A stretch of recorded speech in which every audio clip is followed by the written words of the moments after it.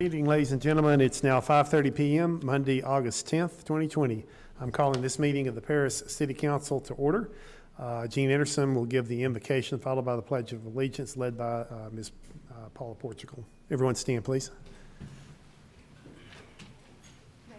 We've had a spot change, but this is going to give the invocation. Okay. I'm sorry. Yeah, I'm sorry. Let's pray.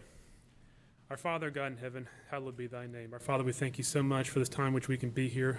We ask you please bless this proceedings. Be with the council. Help them to have wisdom and discernment as they examine their agenda.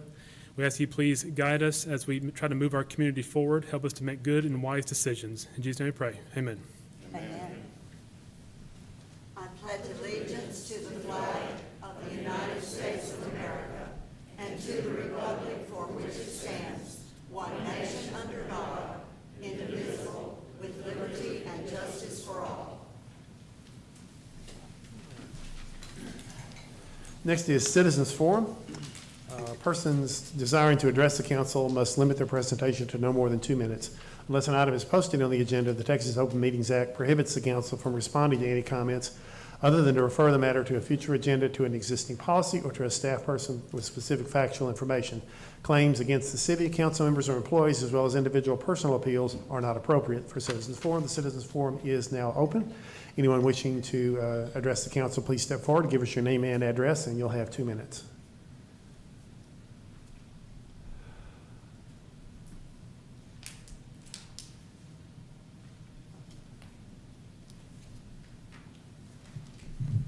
Hi, my name is Michael Lakornik. I'm a resident of Paris, and I'm here to speak about what was a decision made on one of the contractors and the suspension of work that the contractor was supposed to perform that is not being performed, but it is budgeted and the money was available. But my understanding is that it's not going, that it's been suspended until after March of 2021. I believe this is an inappropriate decision, that work needs to be performed. I personally have work to be done, and there are many people, excuse me, that also have work to be done. And I also am representing about 1,500 homeowners, and they have expressed a lot of concern that once that money has been allocated, appropriated, and it's not going to be done, it's being suspended until 2021, is just not right, it's not fair.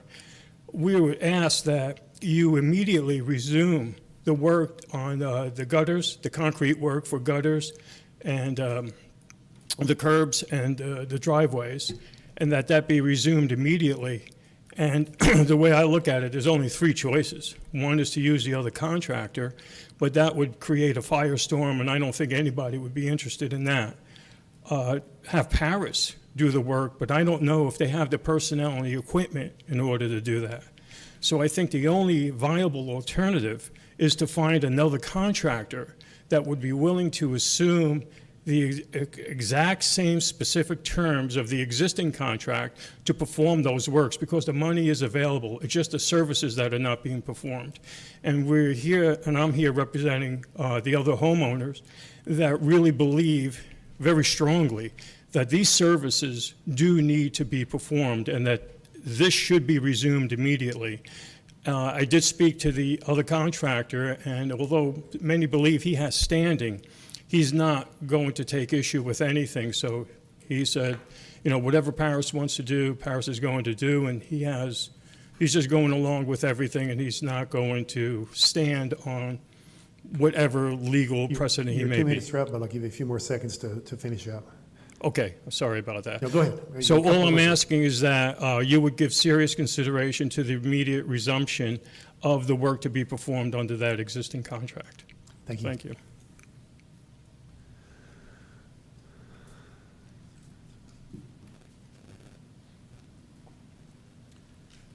I'm Carol Huffnagel, 720 Bunker Street. And first of all, I want to commend and thank all of you for the job that you have taken on. I don't envy any of you in a position of authority with the things that are going on. But my concern tonight, I pray that as counselors elected by your constituents, that personal vendettas between this council be set aside for the best interest for our city and the taxpayers, whatever those problems might have been in the past. I'm referring to the PEDC board being increased to 7 members with 7 different intellects, which is important. The important decisions as to the expenditure of thousands of dollars of taxpayers' money should not be decided by 3 individuals. Please reconsider that vote for the PEDC. Thank you all very much. Thank you.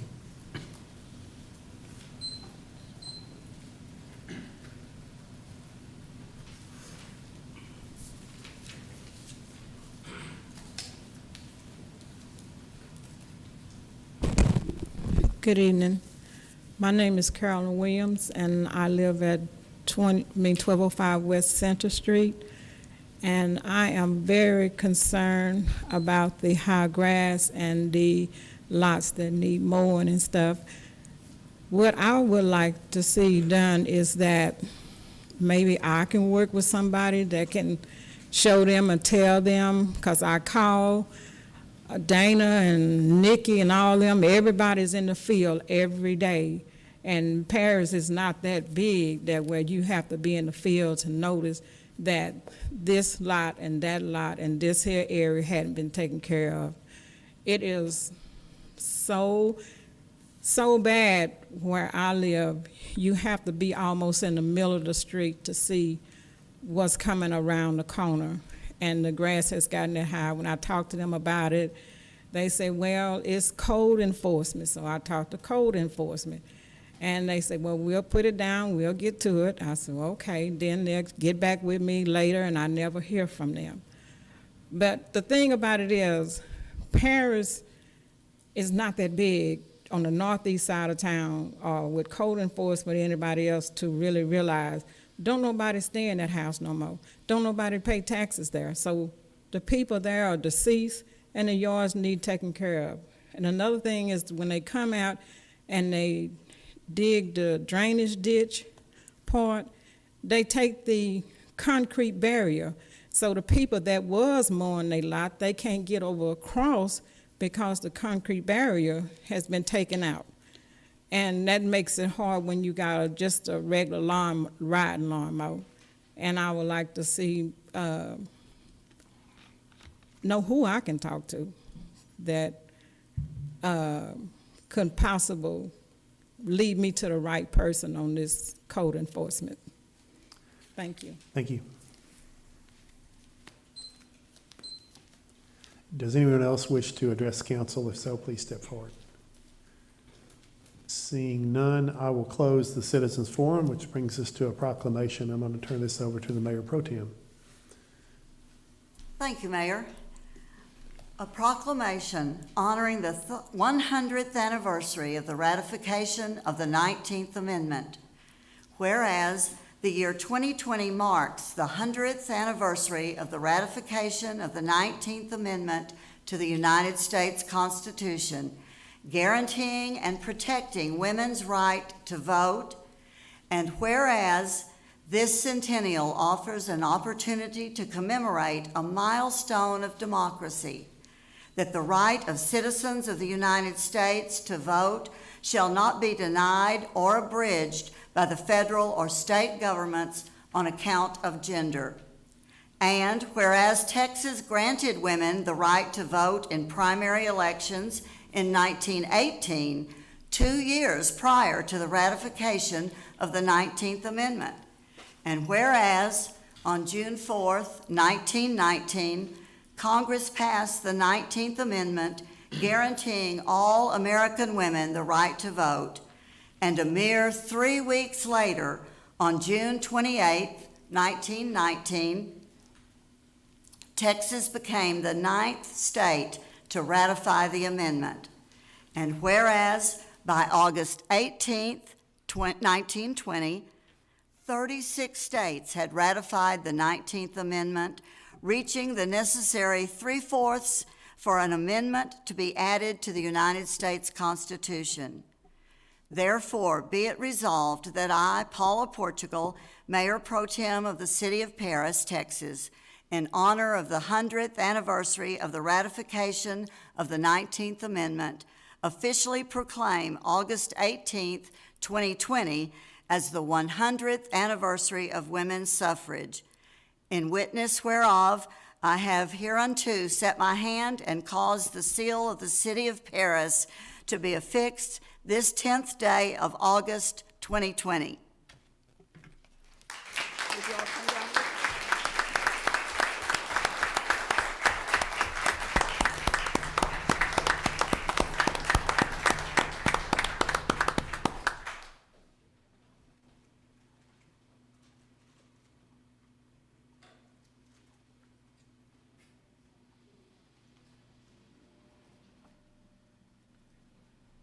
Thank you.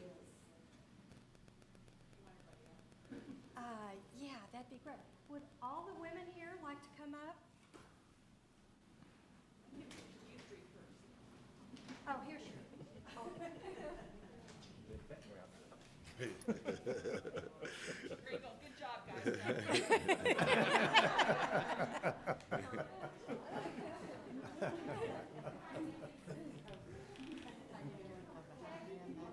Yeah, that'd be great. Oh, wow, this is wonderful.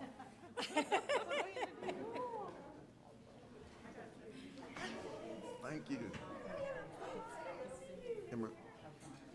Oh, yeah, Miss O'Connor, how are you?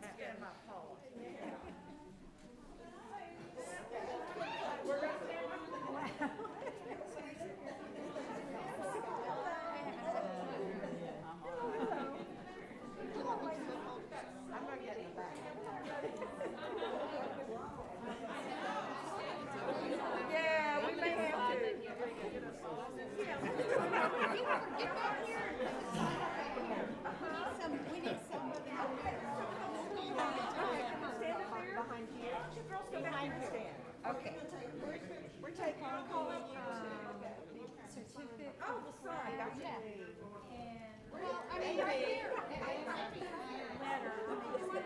Up there. Have to get me making me hot.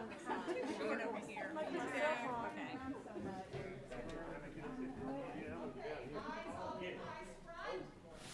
I'm ducking down.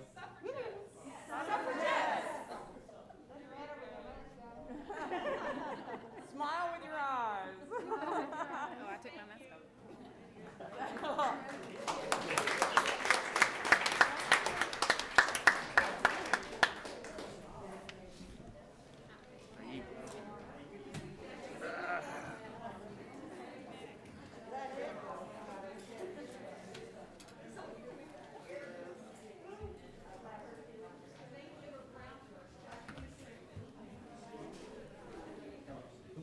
That's what goes on the consent agenda.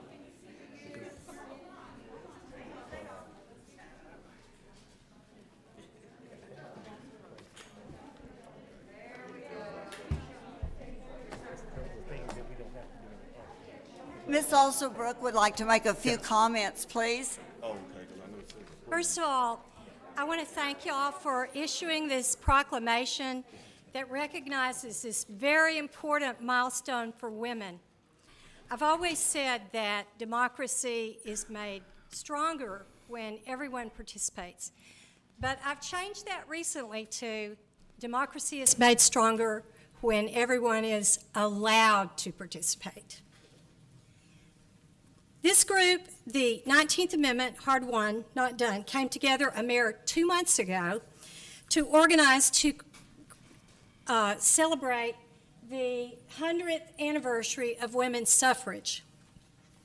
Our steering committee consists of myself, Ruth Ann Alsobrook, Stephanie Connaught, Emily O'Connor, Laura Hutchings, and Martha Howison. Our motto is celebrate, educate, and activate.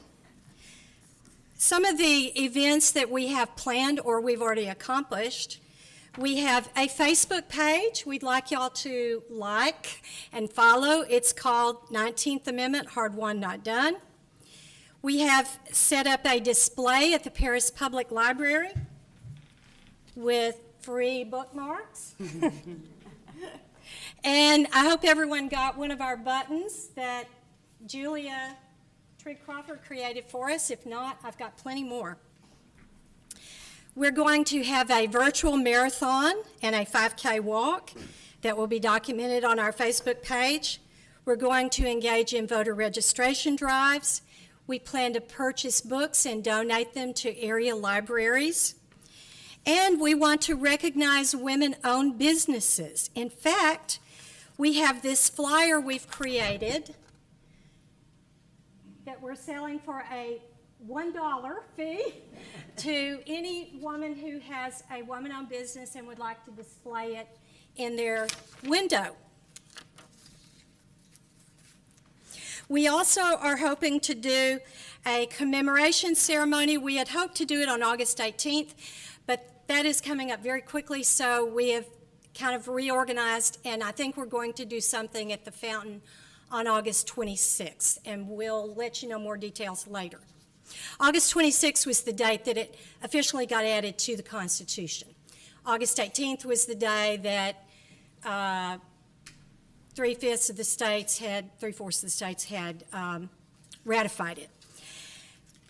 Representative Gary Van Dever was kind enough to send our group a certificate and ordered a flag to be flown over the Capitol commemorating this date.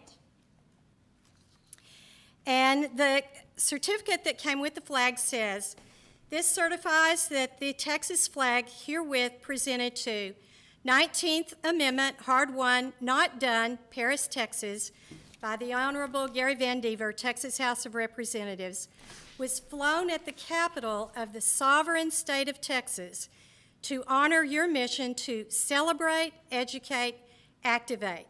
In witness thereof and pursuant to the authority vested in me, I have hereunto set my hand and seal of office at Austin, Texas, on the 4th day of August, 2020. He also sent a letter of support, which I'd like to read. Dear Hard Won, Not Done, I want to offer my support and appreciation to the members of the group known as 19th Amendment, Hard Won, Not Done, for their efforts in commemorating the decades of hard work and strife to give women the right to vote. Women's suffrage was finally granted in the U.S. with the ratification of the 19th Amendment to the U.S. Constitution on August 18, 1920. The march to enact national women's suffrage took almost a 100-year effort beginning in the 1820s. It took many turns and detours along the way to achieving the ultimate goal of granting women the same rights to vote as men.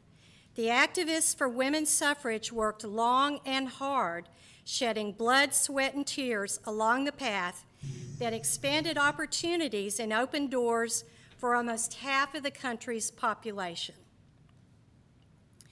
Progress was achieved, but much more remains to be done to ensure everyone who wants to vote can vote. The ongoing efforts of your group in registering people to vote, donating books to schools and libraries, working to recognize women-owned businesses, and participating in other public service initiatives carries forth the ideals begun almost 100 years ago. We all live in our communities together, and it is up to each of us to ensure everyone's active involvement and participation. Thank you for your efforts, and I wish you much success going forward. I would like to add that Representative Van Dever wants to make this event the highlight of his August newsletter. So be sure and read it when it comes out, because we're going to be in it. Thank you once again, and thank you everyone who came to attend. Thank you.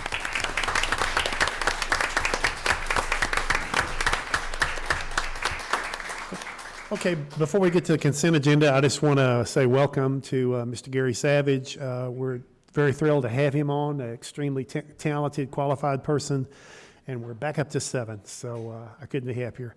Which brings us to the consent agenda. Does anyone have any, I'm going to pull item number 8 for a little discussion. And does anybody else have anything else that he or she wishes to pull?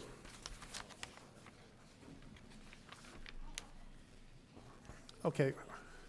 Regarding item number 8, this was bids for water and wastewater treatment chemicals, and the bids were received and publicly opened at 3 o'clock on 7/21. The grand total was $606,786.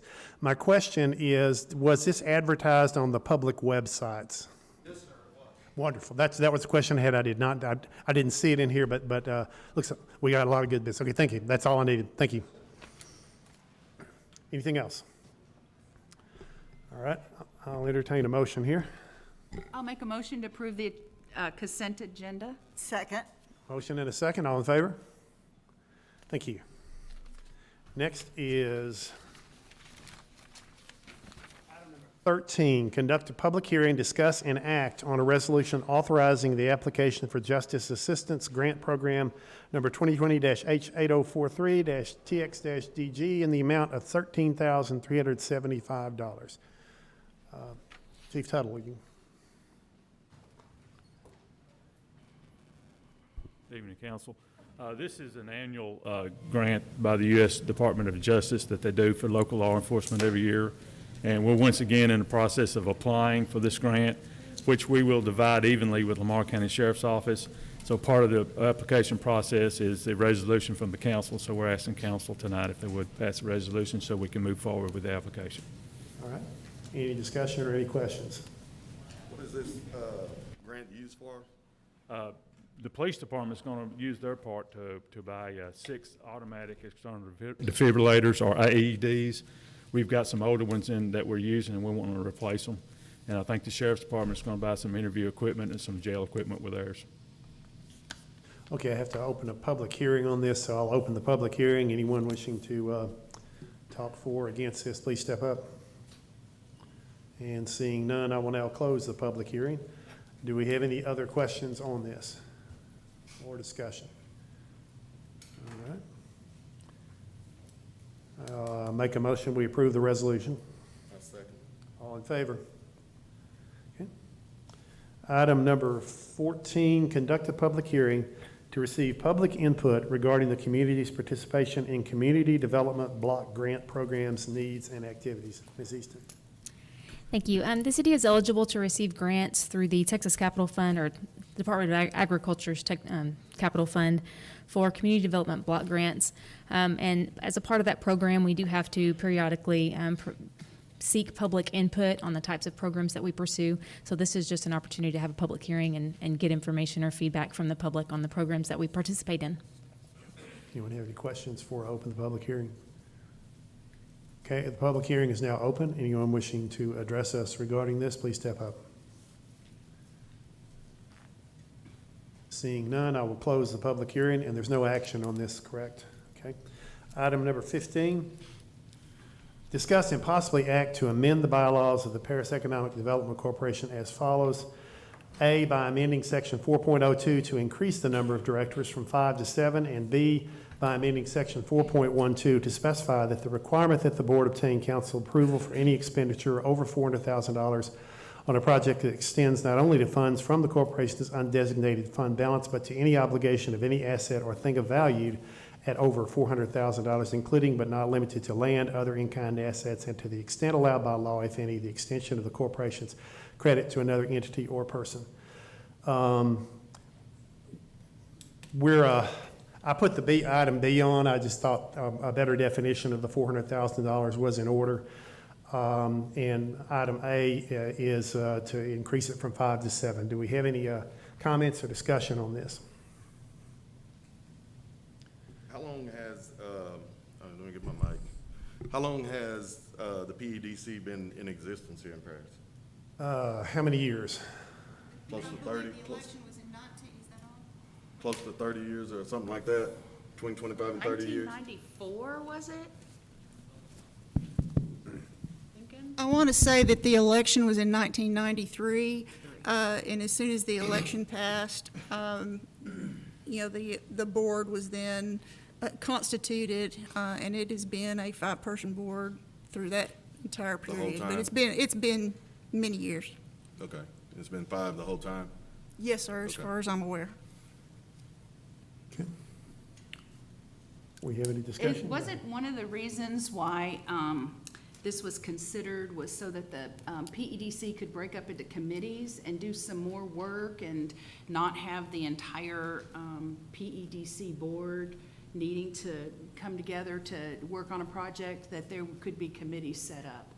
And I think that would be I think that would be a great idea. Okay.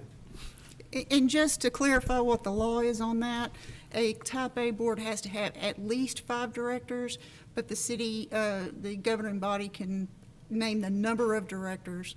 So the 5 is just the minimum, the very statutory minimum. I put this on the agenda, or letter A here, to relook at it again. When we voted on it last time, we were at odds about the 7th member being a city council member. This would be a 7th outstanding citizen that could go in there. In my opinion, constituents, both present and past EDC board members have reached out to me on this. Multiple constituents, more than 50, have reached out to me to push from 5 to 7, and its representation. It's like Mr. Bray said at the last meeting. You know, we need more minds in there. We've got a lot of things coming down the pipe. There's a lot of money that's managed, a lot of big decisions being made on this board. I think some of our council's 7. I think this is also something that needs to be 7. There's other EDCs throughout the state that are 7. 7 minds are a whole lot better than 5. We've got a really good, solid, diverse board now. I think doing 2 extra would be a plus to the citizens. I think it'd be a plus to the EDC. Like I say, and then you have some workload that you can take off of some of the 5 and spread it on the 7, and you're going to get a lot better results. That was my biggest reason for going back. I think it's a huge win for Parrish if we can have 7 representatives on this board. There's a lot of business out there that we can take up with 7, a whole lot more than we can with 5. That was my thought process. Okay. Well, let's just go down the line. Ms. Stone, you have any comments on this? Well, you know, I've always said there's been, the communication within EDC has kind of been the issue at times. I know we got 2 new ones already. If the communication is difficult for 5, would it be more difficult for 7? I mean, I'm just saying, because I think you're right. We have a well-diverse, well-rounded group of people right now with the 5. But because there's been issues within the EDC with communication, everybody not knowing what's going on, the lack of communication within each other. So adding 2 more, that wouldn't make it even worse? I'm just asking. I don't see how it would, but Well, no, now I they don't. have a new director too, and I'm sure the new director is going to make every effort to communicate well within their, the board. Because we all know the communication hadn't been just superb. Right. You know, it's had room for improvement. Right. So I'm just saying, at this point in time, is it good to add 2 more? I think if you got 4 more ears and 2 more mouths on a board, that's a whole lot easier to get communication prevailed over. In my opinion, it would be the opposite. But Mr. Hughes? Of course, I served on the EED board, and it had 5 members.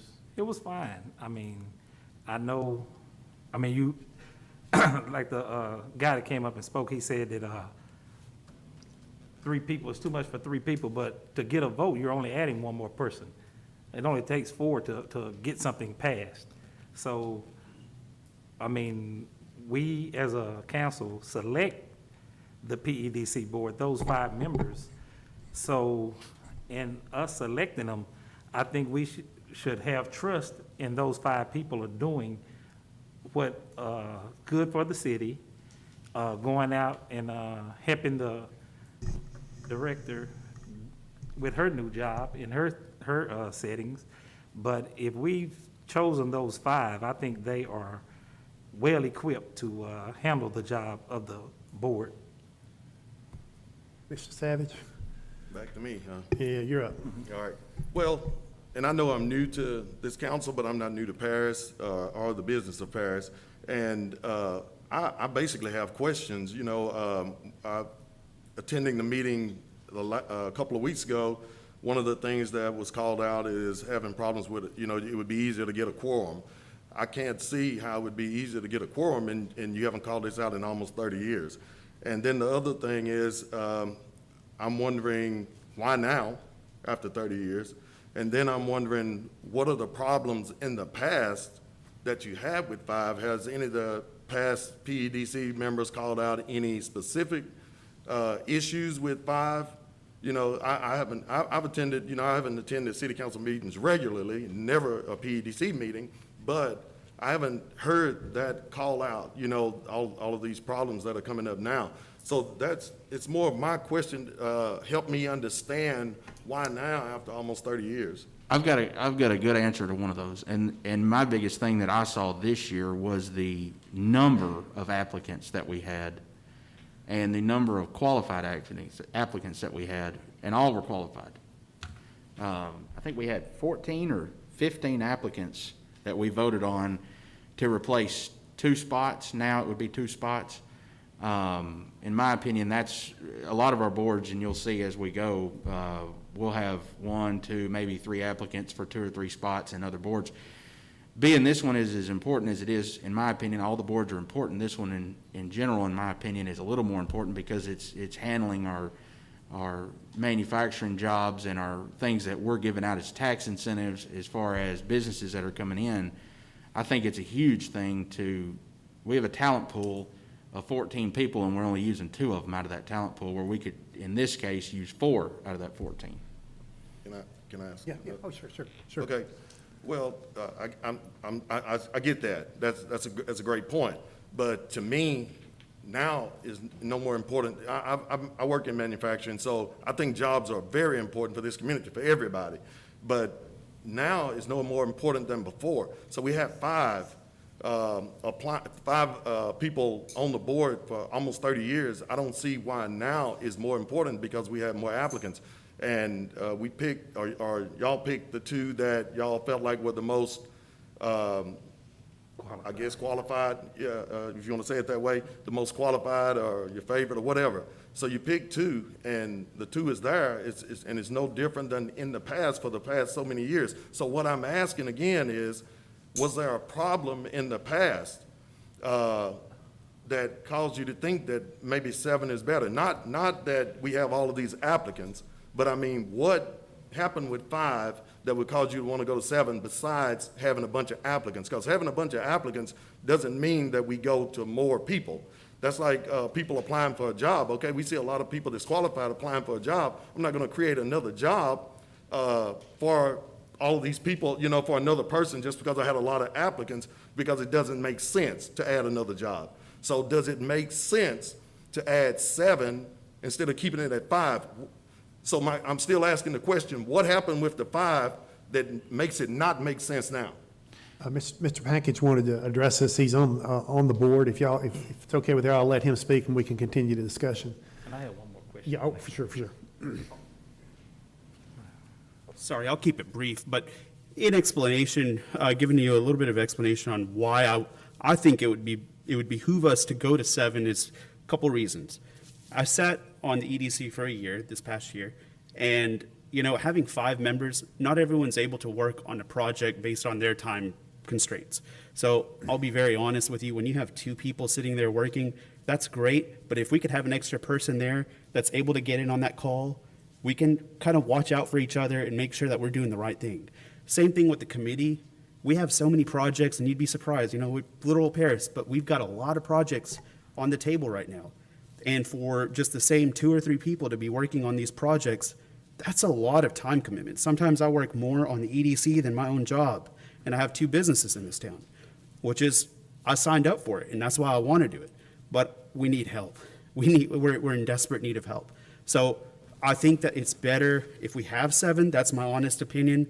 And hey, if we have differences, that's okay. But this is my honest opinion, being on the board originally with 5, now going hopefully to 7.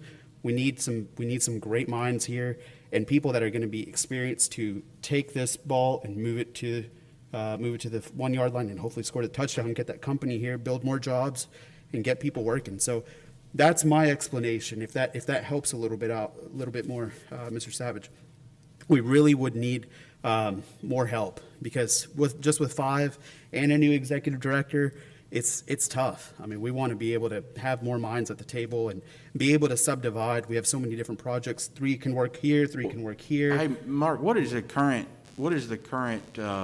projects y'all are working on? How, just from the ones that we think we're probably going to be looking at pretty heavy to the ones that are just out in the dust right now? Stephanie, can we discuss something like that, and we just doing board members? Well, I mean, you can kind of, you're talking. Just in a general number. Don't talk about specific projects. Yeah, don't I name just wanna make sure we If we say- got I won't 5 say. projects, or we got 10 Yeah, I just projects. wanna You make a great point. I'm not going to say anything specific, but we have 3, I would say about 2 or 3 companies that are really hard on us right now that are saying, hey, let's get this done. Even during COVID, we really need to get these deals done, because this will bring a numerous amount of jobs. And I won't disclose how many jobs that is, but that's a lot of jobs that we can have here. On top of that, we've got a couple more perspectives that will bring more economic impact to our community, and we definitely need that. So the more people we have, the more help it is, and we absolutely, as the EDC, want to be transparent to the council and want to work hand in hand. We're a team. We want to continue that. So I'll get off my high horse here. But yeah, please. Does the other board members feel this way besides you? I mean, I know 2 of them is new, so they can't really speak, but the other board members, are they here? Can they explain why it's important, other than the 2 new ones? Because they're just coming on board, so, Sure. you know. That's fair. I mean, I can only speak for myself. We have- I do know that Marion was previously on the board. I don't know if that would be okay with you. Yeah, come on, sure. Oh, yeah.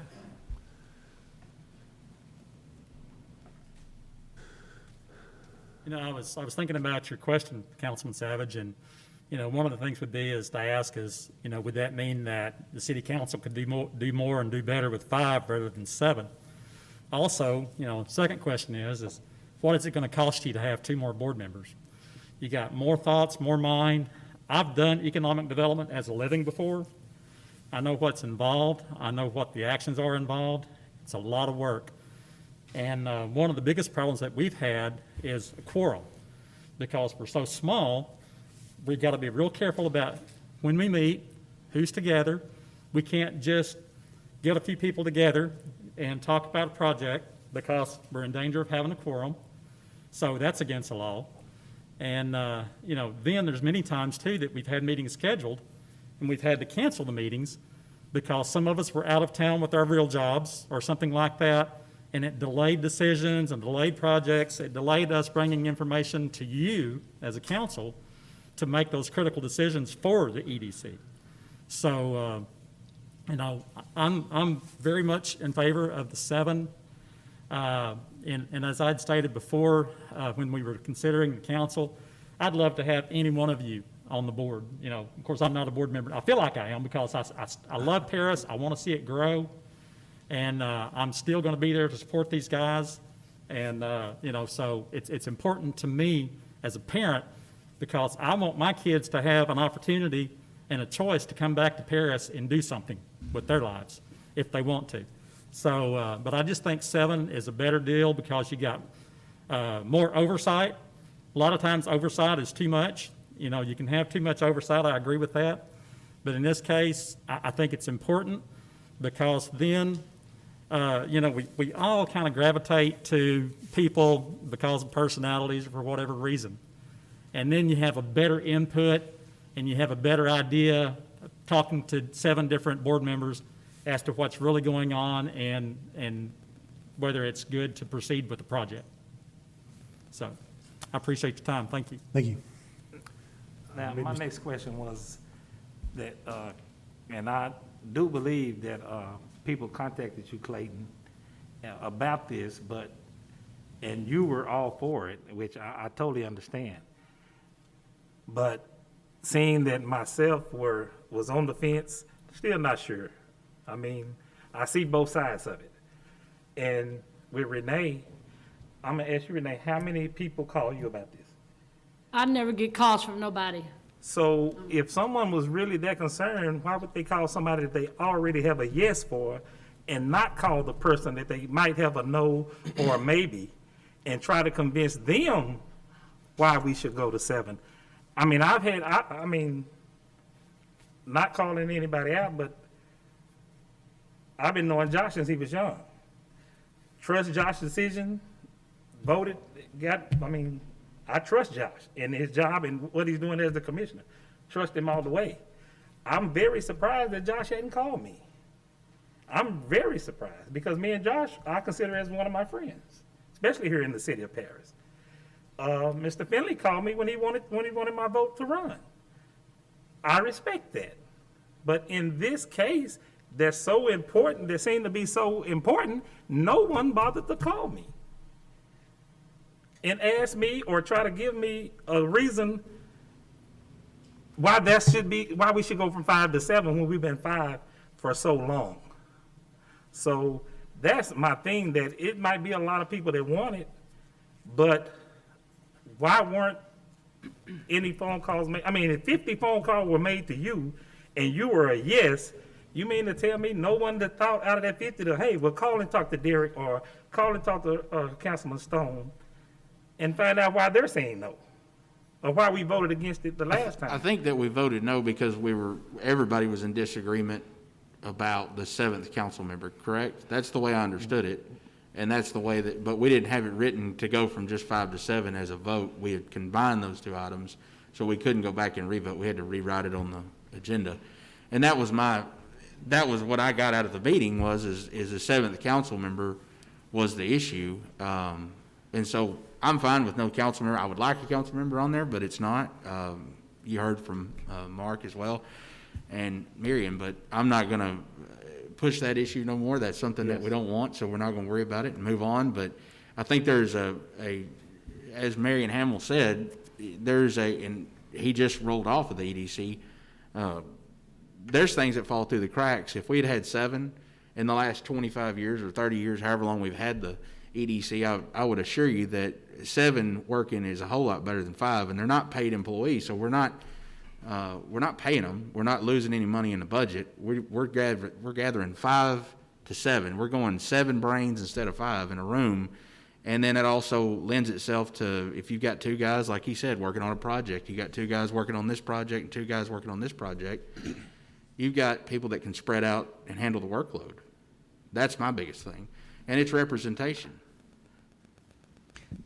If I might, we lose sight a little bit that on June 22nd, actually, the PEDC board had brought to the council a set of bylaws that they had approved that included moving from 5 to 7.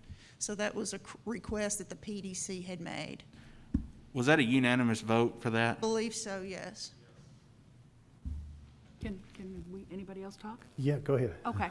I'm in support of this because I was at that PEDC meeting where the 5 PEDC board members unanimously voted to increase it from 5 to 7. I think that we started looking at this, increasing it, because we increased the membership criteria outside the city limits of Paris. If I'm not mistaken, anybody in the county of Lamar is allowed to serve as well. And as such, we thought that there would be more room for not only people outside of Paris, but also more minds on the board because of the issue with quorums and with committees. But it all goes down to, I'm always going to I'm going to pay attention to what the board says. And if the board feels better, unanimously, as a matter of fact, to going from 5 to 7, then I'm going to support the board. Ms. Portugal. I was at that meeting as well. It was a unanimous vote. Okay. Well, we got 2 things on here. I don't know if we want to vote on them together or vote on them separately. Okay. So let's just vote on, well, does any more discussion on this? Anyone have anything else he or she wants to say? The floor is wide open. I'll invite a couple of people that doesn't get out of hand. Maybe, is anyone wish to come up and address the council about this? Mr. Bray?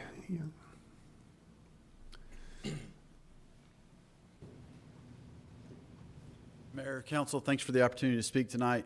Mr. Hughes is exactly right. I have known you for 25, 30 years. We have a long relationship. I did not contact anybody directly. It's been a contentious issue. I'm ready for all of us to work together and move this thing down the field. And so I've said all along, I would like to go from 5 to 7. If you make a choice for us not to go from 5 to 7, then I'm going to support that, and we're going to go to work as hard as we can. Like I said at the meeting prior to this, I'm in love with the idea of 7 different minds. And strictly because when you look at the diversity of the 7 that y'all would be putting on there, it's a great group of people with totally different talents. And so I know at one time there's been debate about whether we wanted a council member. I know Ms. Stone has not been in favor of that from the word go. I know that other council members have been very in favor of that from the word go. I don't care either way. I would be happy to work with a council member if y'all so chose, but if you don't so choose, then I'm happy to go to work with 7. If not, we'll go to work with 5 and we'll do the best we can. But I know that 7 minds are still better than 5. Thank you. Okay. All right, anything else on this? Any more discussion, comments? Oh, yes, Ms. Huffnagel. Yes, Carol Huffnagel again. You know, yesterday has passed, and all these issues of the various protests that have been going on for the last several months, that's 200 years past, 100 years past, whatever. I think the 30 years that the PEDC has been in existence has nothing to do with it. Business trends change, environment changes, and I think we have to live for today and think about tomorrow in our city down the road, 10, 20, 50 years down for our children. And I beg you, what is wrong with having 7 members on the board? I mean, getting different ideas and intellects in there is not going to hurt anything. And if there's been discord in the past, which there has been, please, guys, put 7 members on there. It's important for our future. Let's forget yesterday's. Thank you. Thank you. And, yeah, good. Can I say something? Yeah, yes, sir. I agree with the lady on going forward, moving forward. I totally agree. The future is what's important, but you will never get to the future unless you remember the past. So I totally agree with what you're saying about the past, forgetting the past. I absolutely agree, disagree with you about that. And also, you asked what is wrong with adding 7, but when you ask what, you also have to ask why. There's a why in there too. There's 2 questions. There's 2 perspectives. And as far as what Mr. Bray was saying about diversity, you know, you can look at diversity in a whole bunch of ways. Numbers doesn't make diversity. I think the 5 members that are there right now, I think you see a diverse group. I really do. So it depends on your perspective, how you view things, the way you see things. And from my perspective, I want to do what's best for the community. That's what I want to do. I want to do what's best for the community. So I will never forget, we can never forget the past to go to the future. You'll never get to a correct future if you forget about the past. Mr. Finley motioned that he'd like to speak to us, so I'll give you a couple of minutes, sir.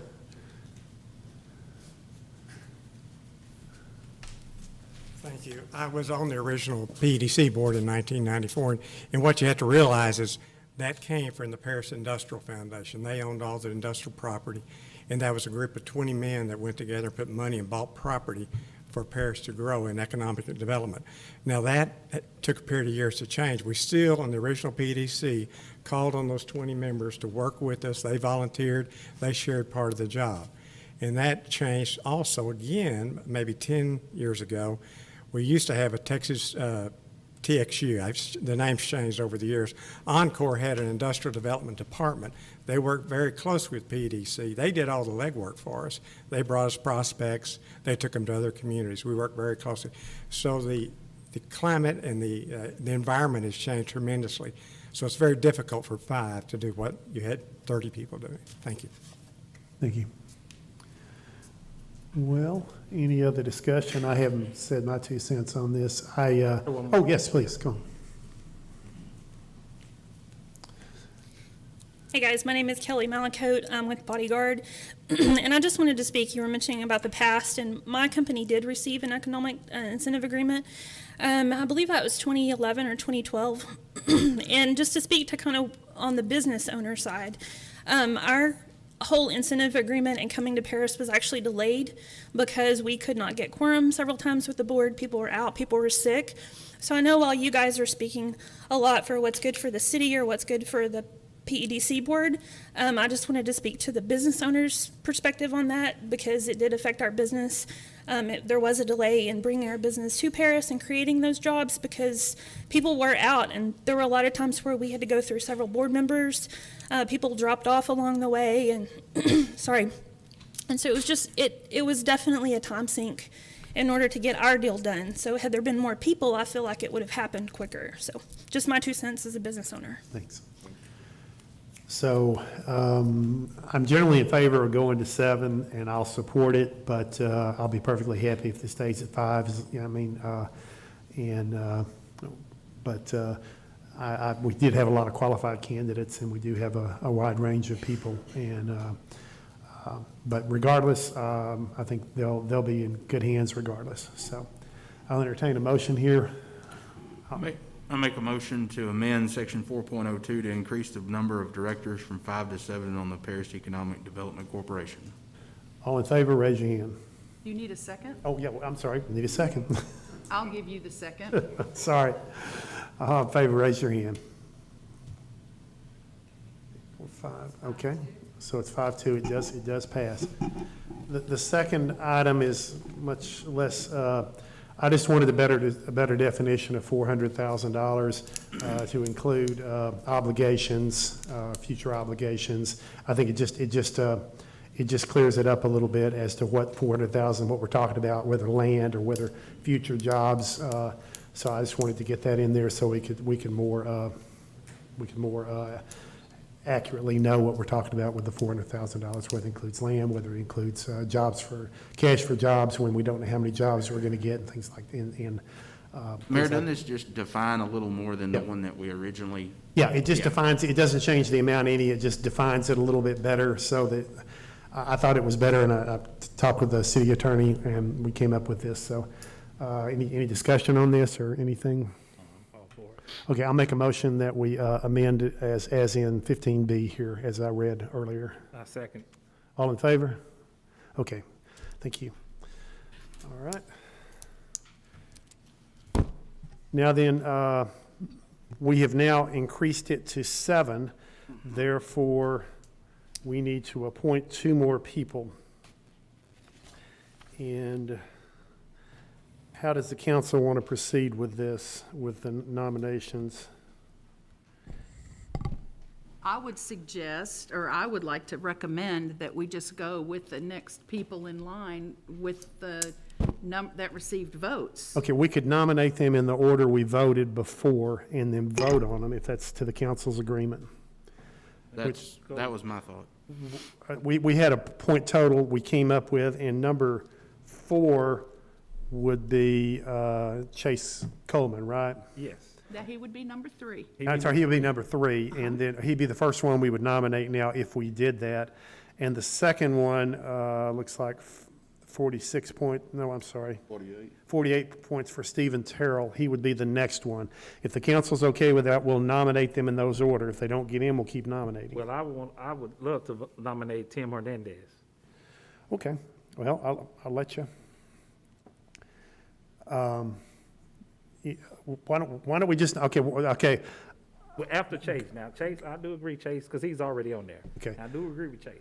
So let's go ahead. How many nominations do you want to make? Chase, okay, you want to nominate Tim Hernandez, and I'll nominate Stephen Terrell, okay? Yeah. And any more nominations then? Okay, we will vote on Chase first. All in favor of Chase Coleman? Okay.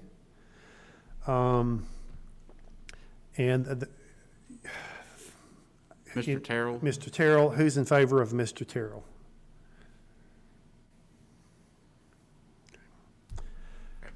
All right, I guess we have a full board now. Mayor, did you want to discuss staggering those terms? You're allowed to do Yeah. that within that agenda item. Debbie, go to Carol now. Since he's last. Yeah, why don't we put Terrell on, is it okay to put Terrell on for the 2-year term instead of a 3-year term? I'm cool with that. I'm fine with that. Okay, all right. Is Mr. Coleman going to be for a 3-year term? I would think so. What are the current makeup of the He terms? initially was appointed as a 2-year term. So how many people are going to come up each year? That's really what matters. How many people will You're gonna come have one come year, up? you're gonna have three, no matter We're going to have what. 3, as long as we've got it so that one year there's 3, another year there's 2, and another year there's 2, that's ideal. So where are we now? Janice, can you, I can tell you right now with adding, initially y'all were adding Chase for a 2-year term, and that would have made 2, 2, and 2. So you just need to have one of them have a 3-year term. So you're still gonna have 2 people coming off every 3 years, and then you're gonna have that 7th person. yeah, so if we Will get. be one or the other. Okay, so if we give Chase a 3-year term and Mr. Terrell a 2-year term, that will accomplish that goal. Okay, is the council in favor of that? Okay, do we need, I make a motion that we do the terms as we described, 3 years for Chase and 2 years for Stephen Terrell. Stephen Terrell. Okay, all in favor? Okay. May I ask who seconded? Me. Derek, thank you. All right. Item number 17, discuss and provide direction to staff on moving forward with forgiving civil penalties on appropriate properties. Who's going to present this to us? I can do that. You're aware, of course, that we've had some properties come up in front of us over the last couple of years. I think we've done this 3 times just in 2020. Cases in which the Building and Standards Commission issued a demolition order on a particular property and also assessed civil penalties of $1,000 a day. That interest just compounds astronomically. And the penalties and the interest just far outstrip the value of the property. And we had talked a little bit briefly about whether we wanted to be proactive in terms of kind of clearing some of those off of the board, inappropriate situations. I've had Mr. Talley working with me to compile a list of those orders. I think we're looking at over 1,000 cases, but what I've got in my hands are actual orders for about 50. We can continue to do this on a case-by-case basis if that's what you want to do, or I could bring you batches of, say, 20, 25 at a time that we vetted to know that they are already demolished and that the value of the property is not anywhere near what the civil penalties are. So the same sorts of considerations that we've been talking about on these other properties. I think that would make it easier, more conducive for these properties to sell, hopefully have structures built on them, raising their taxable value to the city, as well as being a more efficient use of council time. But I'm seeking direction from you as to how you wish to proceed on that. Personally, I'm in favor of being proactive on it rather than waiting for them to come to us on a case-by-case basis. If y'all can identify some that are clearly straightforward, clear-cut, present them to us in a batch, is my opinion. Sure, and I'm not talking about, to be clear, about releasing the actual demolition liens if we did the work, just the civil penalties. Yeah, agreed. Anybody on the council? Hey, y'all. Let's do like 10. I don't know about 20. I have a question. I can, well, 10's an easier resolution. I don't know. I'm just saying. This project will take some time, you know. How many outstanding do we have in today, you think? I think he's come up with a list of about 1,000 properties because they did this from 2012 to about 2016. And to begin with, it was a good idea to try to see if that really lit the fire under some people, and it really did not light the fire under people at all.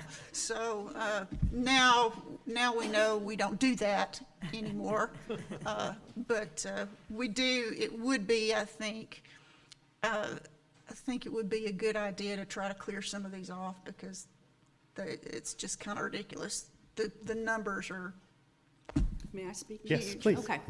I wanted to know what constitutes the civil penalties and the, all this that you're wanting us to consider waiving.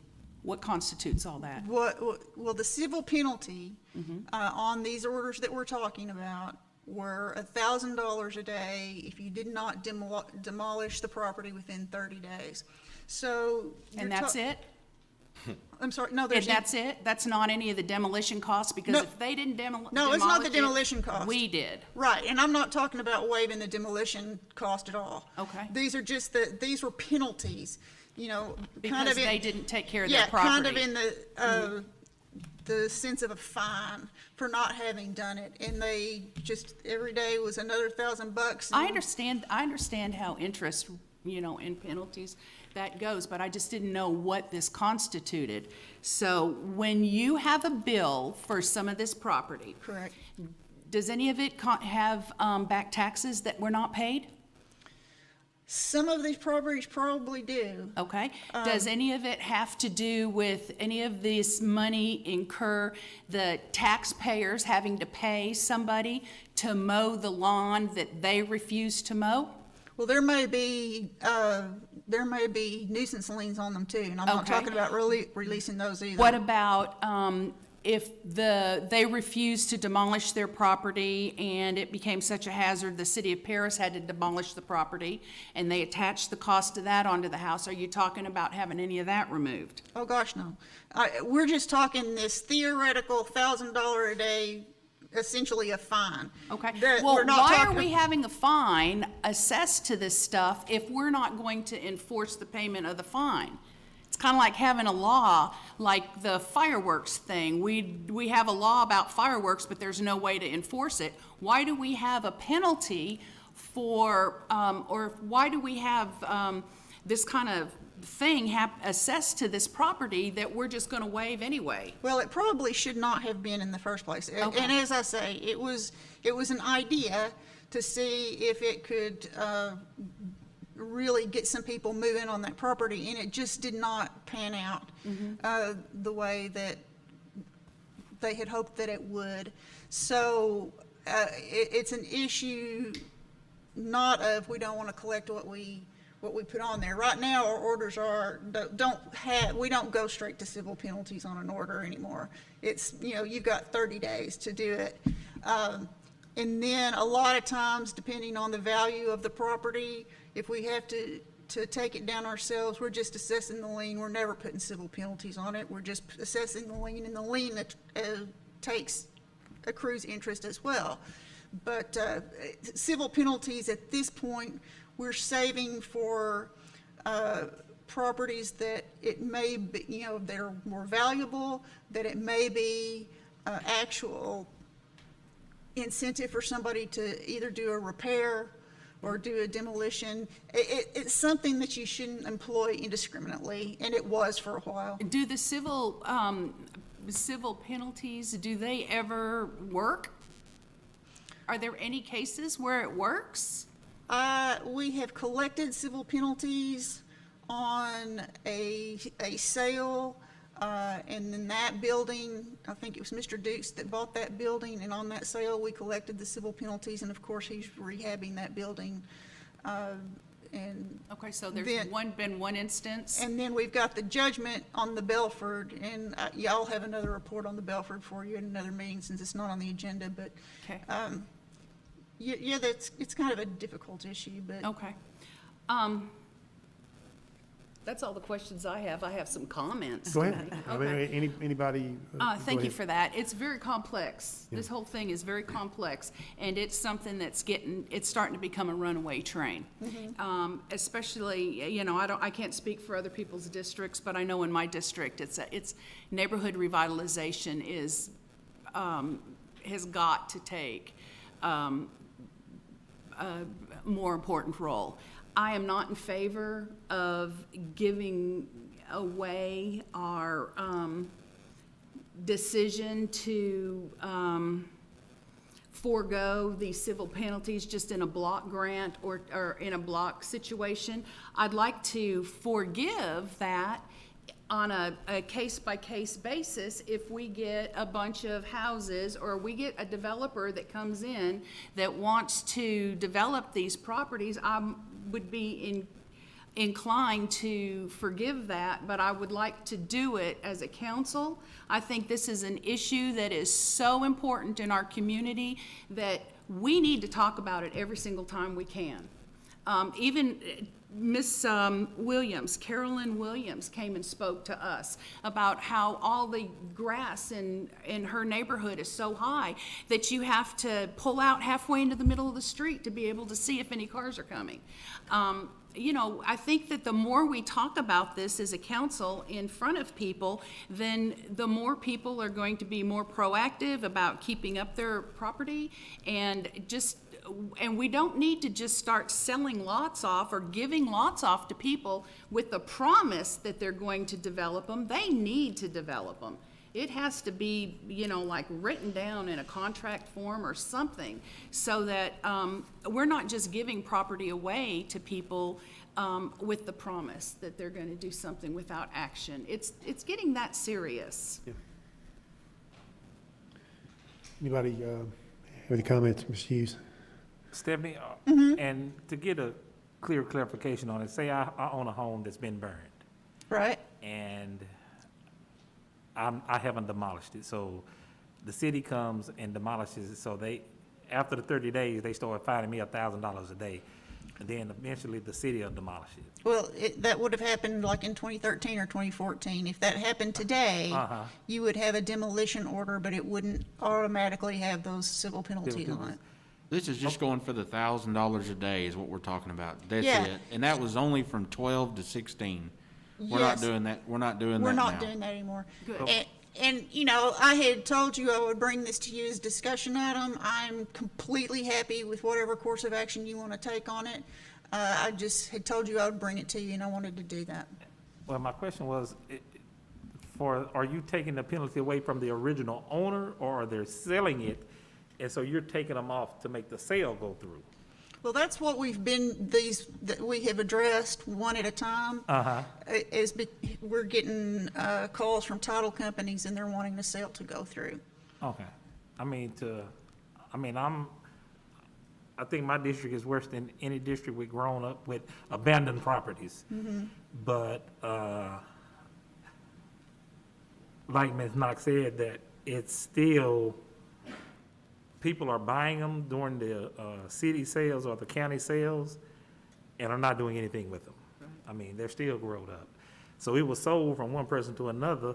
They bought it real cheap, but then they're not even developing it. So I'm with her all the way. If we're gonna sell it, it has to be something attached to it that you're maintaining this property. And because it's so many grown lots that code enforcement can only do so much. And I speak with them 2-3 times a week. They're trying their best. But the city just can't take on all that property. And then there's only certain things we can do as a city because we don't own the property. And people fussing and want something mowed, but it's not city property. Well, and I think we may be talking about, because these issues are complex, that we may be talking about more than one potential program. Okay.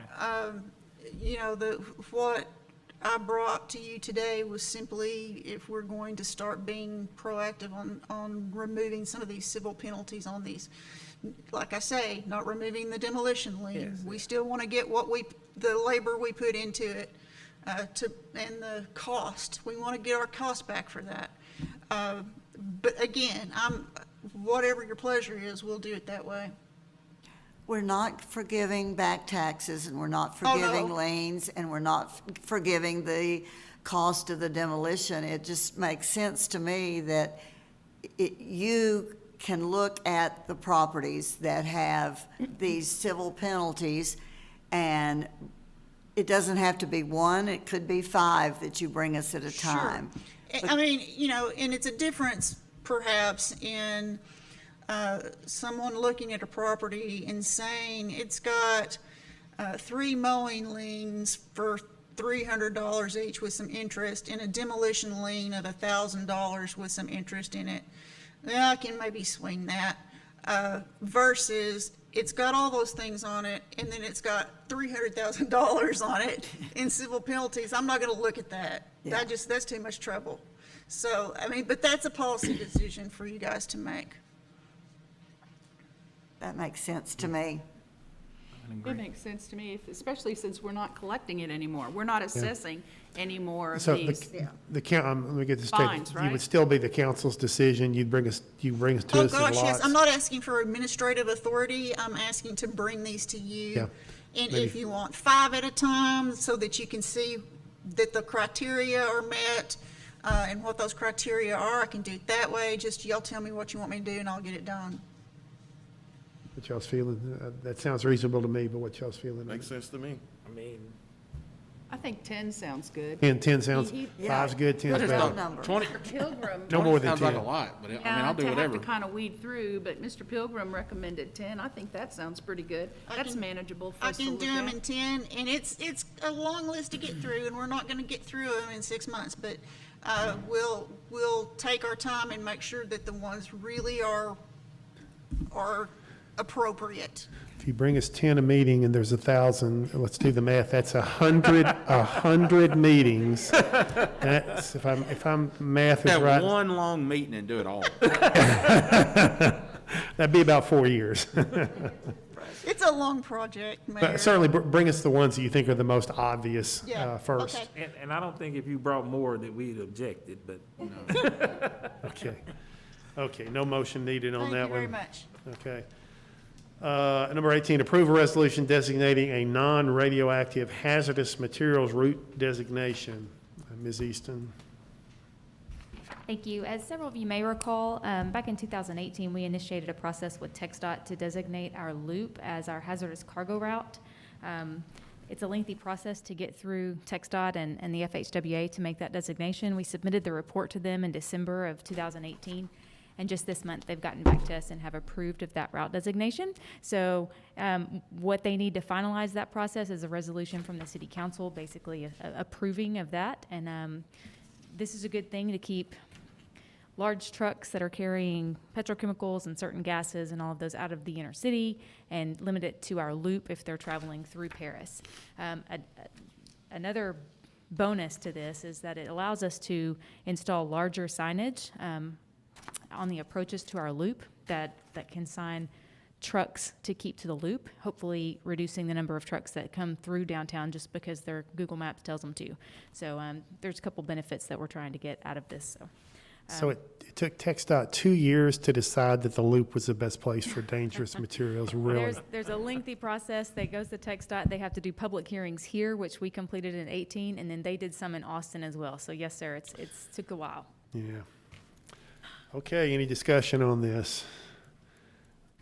I need a motion to approve this resolution. Somebody want to give it I to? make a motion Oh, wait, no, to- no, he, Well, I'll Mis- second it. Mr. No, Mr. Savage, he made it, he made it. Give him credit. Oh, you want to second it? Okay. All right, Second. all in favor? You're official now. Number 19, receive presentation from the city manager, discuss and provide direction on the fiscal year 2021 budget for the city of Paris. Mr. Path. Evening, council. It has now been about 3 months that I've been here, and of course, learning a new job mixed in with COVID-19 and some other matters we dealt with, as well as trying to learn a new budget real quickly. And so a lot of things have come in very quickly, very hard, very fast. And so I apologize for the delay in getting this to you. I do plan on in future years getting it to you sooner, perhaps hopefully in July. I'm not sure if it's me or. And so. Yeah, maybe it's my phone. Maybe it's this too. Cell phone. Oh.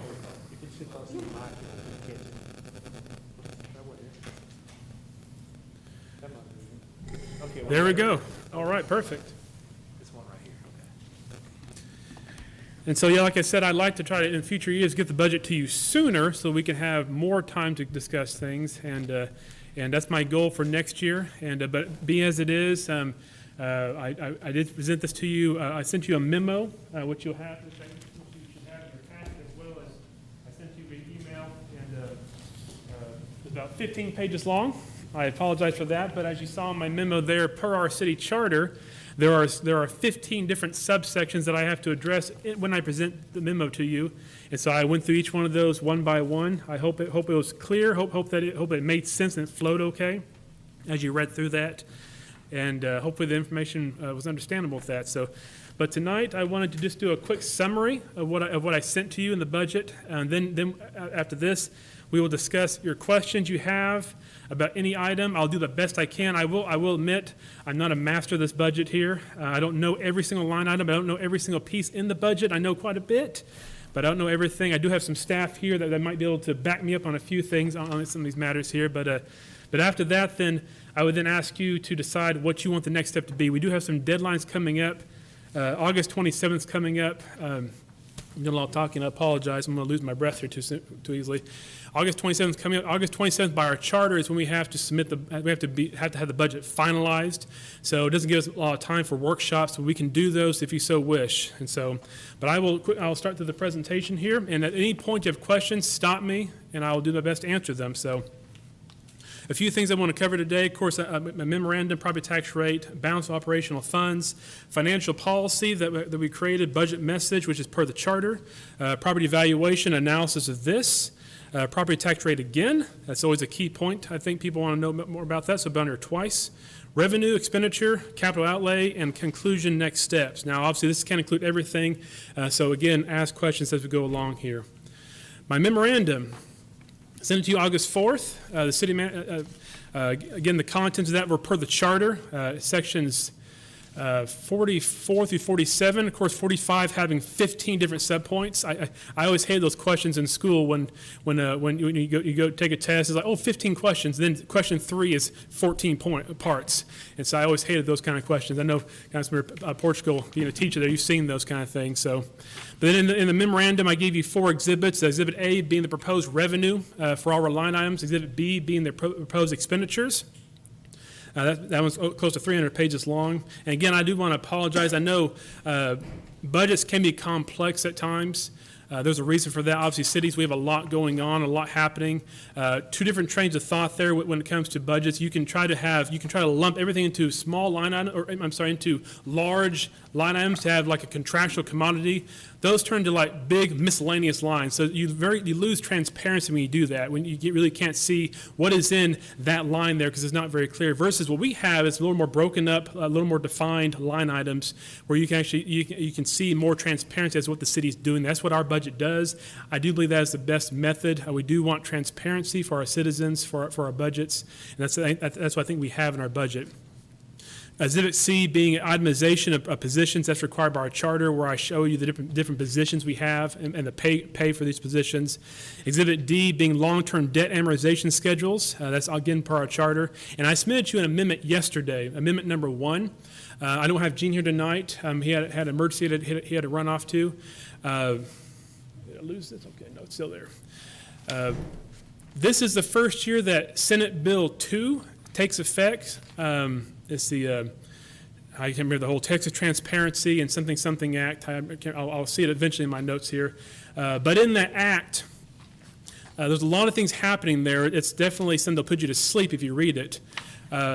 One of the biggest things that this act did was limit our ability to grow our property tax rate to 3.5%, or the de minimis rate, which is about $500,000 beyond the new revenue rate.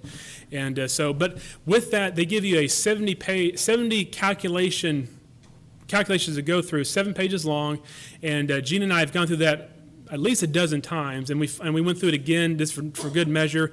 Ran into some hiccups. We fine-tuned it, and we submitted, and then we ended up getting a more favorable result in our property tax rate than we had the first time. So I submitted it to you yesterday. It's a very minute change there, but still, I want to give you the most current information on that. But very challenging form. If they were to ask me my opinion of it, I would not give them very good thoughts about it. And so it's not a good form to work with, but we got through it. So property tax rate. This is per our charter, Article 5, Section 45, Subpoint 4. Both operational and maintenance tax rates, as well as debt service for tax rate, are decreasing. In the proposed, I want to emphasize the proposed budget. Also, the council has to bless the final version. So everything in here is the staff's proposed budget here. So fiscal year 2021 budget. So I gave you a couple of years there. 18, 19 O&M. O&M being operation and maintenance. That's our tasks, our normal duties. Debt being capital, being the large projects, paying off large capital improvement projects. So in fiscal year 18-19, we had a total property tax rate of 55 cents. 19-20, we had a total of 51.6 cents. This year, the proposed is at 48.078 cents. Now, with that, there's a combination of valuations going up, and of course, the Senate bill bringing us, capping us at 3.5% growth. And so the two of them combining, plus our debt has actually gone down a little bit this upcoming year, has resulted in a decrease in our property tax rate, in our proposed property tax rate. Mr. Path, one Yes. quick question. With that tax rate you're proposing, will that actually be a slight increase in taxes, or will that not be an increase in taxes? It would be it'd be an increase in the levy, yes. Because aren't there some requirements for, if there's an increase in the tax rate, you've got to have public hearings? Yes, on 3 separate times? One public hearing, that'll be one of our next steps. Okay. And so we're required to have a public hearing on all those pieces there. Gene and Janice are helping me organize those pieces of that puzzle there. We'll be looking at in September to have that public hearing for that part of it there. Thanks. But yes, the proposed budget does show an increase in the levy, which is how much tax we're requesting. But again, the property tax rate is decreasing. But yeah, the net between the valuations going up and rate going down still ends up being an increase in property tax request. And so. Where are we at from last year? We're about 800, we're at the revised tax rate of 48,078. We're going to be about $800,000 high budgeted than last year. Is that right? Kind of what we're looking at? I got the number here. I gotta find my cheat sheet here. I want to say it was 43. The budget for last year was talking about general fund or just general funds? Water, and then the general expenditures are all the different departments put together, not counting any of the cash. Yeah, general fund was $23,595,000 and some change for budget. This year is $23,677,000. I'm sorry. That's revenue. So this year is $24,443,000. So about $800,000 increase for that. Water and sewer was $15,111,000 last year. This year is $15,269,000, $157,000 difference for that one right there. And sewer being a $1.18 million 1920, this should be a 1.16, so a $21,000 decrease in that one. So roughly, we're going to be revenue-wise, if we go to this revised tax rate of 48,078, we would be at about a $800,000 above what we were last year, correct? Correct, yeah, between our budgets, yes, Okay. yes. Mm-hmm. And I know last year, I know we had proposed a cut, and so, again, I wasn't here for that, so I don't know what that cut was. We went revenue neutral last year. Revenue neutral, yes. First time we'd ever done that, to my Yes. knowledge. Yes. And so that was a part of that as well. So this year's budget, as I'll get to in my notes here, we're looking at trend lines, and so that brought us back to the trend line from before, which did kind of leap over last year's budget cut with that. So.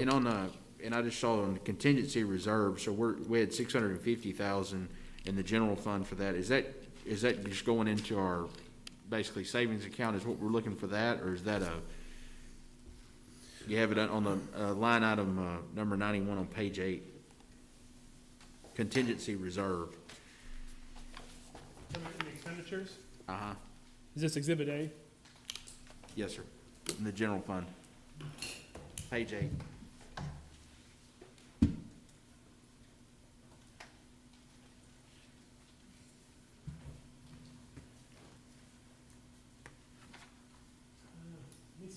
page, I guess, real quick. I don't know if that's a typo or not. Okay, I don't have this here. 650 there.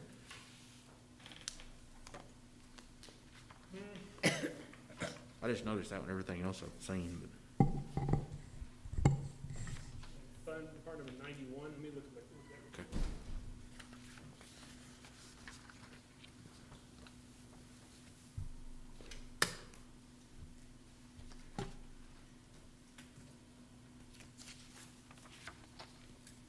So I didn't produce that summarized version there, so I have to try to use some fancy dancing real quick.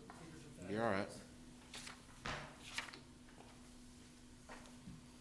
That should be a typo. The contingency is $50,000. Okay, that's what I was thinking. But Yes, and so this current year's budget had a contingency of $650, but I can't speak to that. I don't know what that was. I wasn't here for that. But no, this year, the contingency is $50,000 is what that is, so. Mm-hmm. But that was the increase, decrease is what I'm saying. So there was a 600,000. Okay. Let's see here. Again, the proposed fiscal year 2021 tax rate would be the lowest tax rate in at least the last 5 years. And the proposed fiscal year 2021 tax rate, to the best of our ability, is in compliance with Senate Bill 2 as well. All right. Next slide. A balance of operational funds. The proposed fiscal year 2021 budget consists of 44 separate funds. A lot of those are special funds, but we have 3 operational funds that we work out of on a daily basis. That is the General Fund, Fund 01, the Water and Sewer Fund, which is Fund 10, and the Sanitation Landfill Fund, which is Fund 45. That is the predominance of our budget, right between those 3 funds. That's where you get all of our operations out of. The other funds are a lot of our special funds, things like the municipal court security fees, if you have a CDBG, things that are for restricted purposes only, not for operational purposes every day. We can't use that money for balancing our budget. And so just looking at our 3 operational funds, I have them proposed as balanced. Expenditure equals revenue for next year. And so the revenue we look to raise is matched with expenditure that we look to spend next year. Now, the combined operational budget between those 3 is $40,878,197 in expenditure and $40,878,197 in revenue. Now, the overall budget consists of $50,162,201.88 in expenditure and $48,695,498 in revenue. And again, those special funds, there are times in which we have carryover money that we can then spend the next year. And so we may raise $100 this year and spend $1,000 next year because in those special funds, we can carry them over until we actually have a project for those special funds for that purpose there. So that's why you see some instances of that happening. Part of the charter is to create a financial policy. I could not find one, and so I created one. And I think I created one that I think makes sense for our uses. I actually used part of what I used in a prior community. I looked at some other communities, and again, with my philosophy, the way that I think as a city manager, I wrote this, and I think this fits for us. The overall financial policy of the City of Paris, as shown through its proposed fiscal year 2021 budget, is to serve the public with professionalism, civility, honesty, integrity, and to provide a safe and prosperous community by being responsible stewards of the taxpayer dollars, and to provide quality, efficient, and effective services that facilitate and enhance the quality of life, recreational enjoyment, economic opportunity, responsible planning, improvement of infrastructure, and public safety for all. So that's the policy that I wrote. I think that fits what we're trying to accomplish as a city. It's what I try to accomplish in my own goals as a city manager, and it's what I was measuring as I was working this budget here, looking at budget requests. Do these things line up with that? Now, obviously, they don't always line up perfectly, but they do line up mostly with that. So. Budget message, also part of Section 45, subpoint 1. We have to create a budget message, which basically kind of what are the priorities in this proposed budget that I have presented to you here. Some of my priorities that I put in here is employee pay, replacing outdated equipment, new positions, realignment of line item budgets, maintaining operational services, basically not losing services, and the Texas Property Tax Reform and Transparency Act of 2019, the Senate Bill 2. So I'll touch on those real quick here. Employee pay. The greatest asset that we have as a city are our employees. I mean, I remove myself from that. And so I'm not talking about myself, I'm talking about my staff. I think that the greatest asset we have are our employees. They're the ones that get the job done. Without the employees, the city will not function.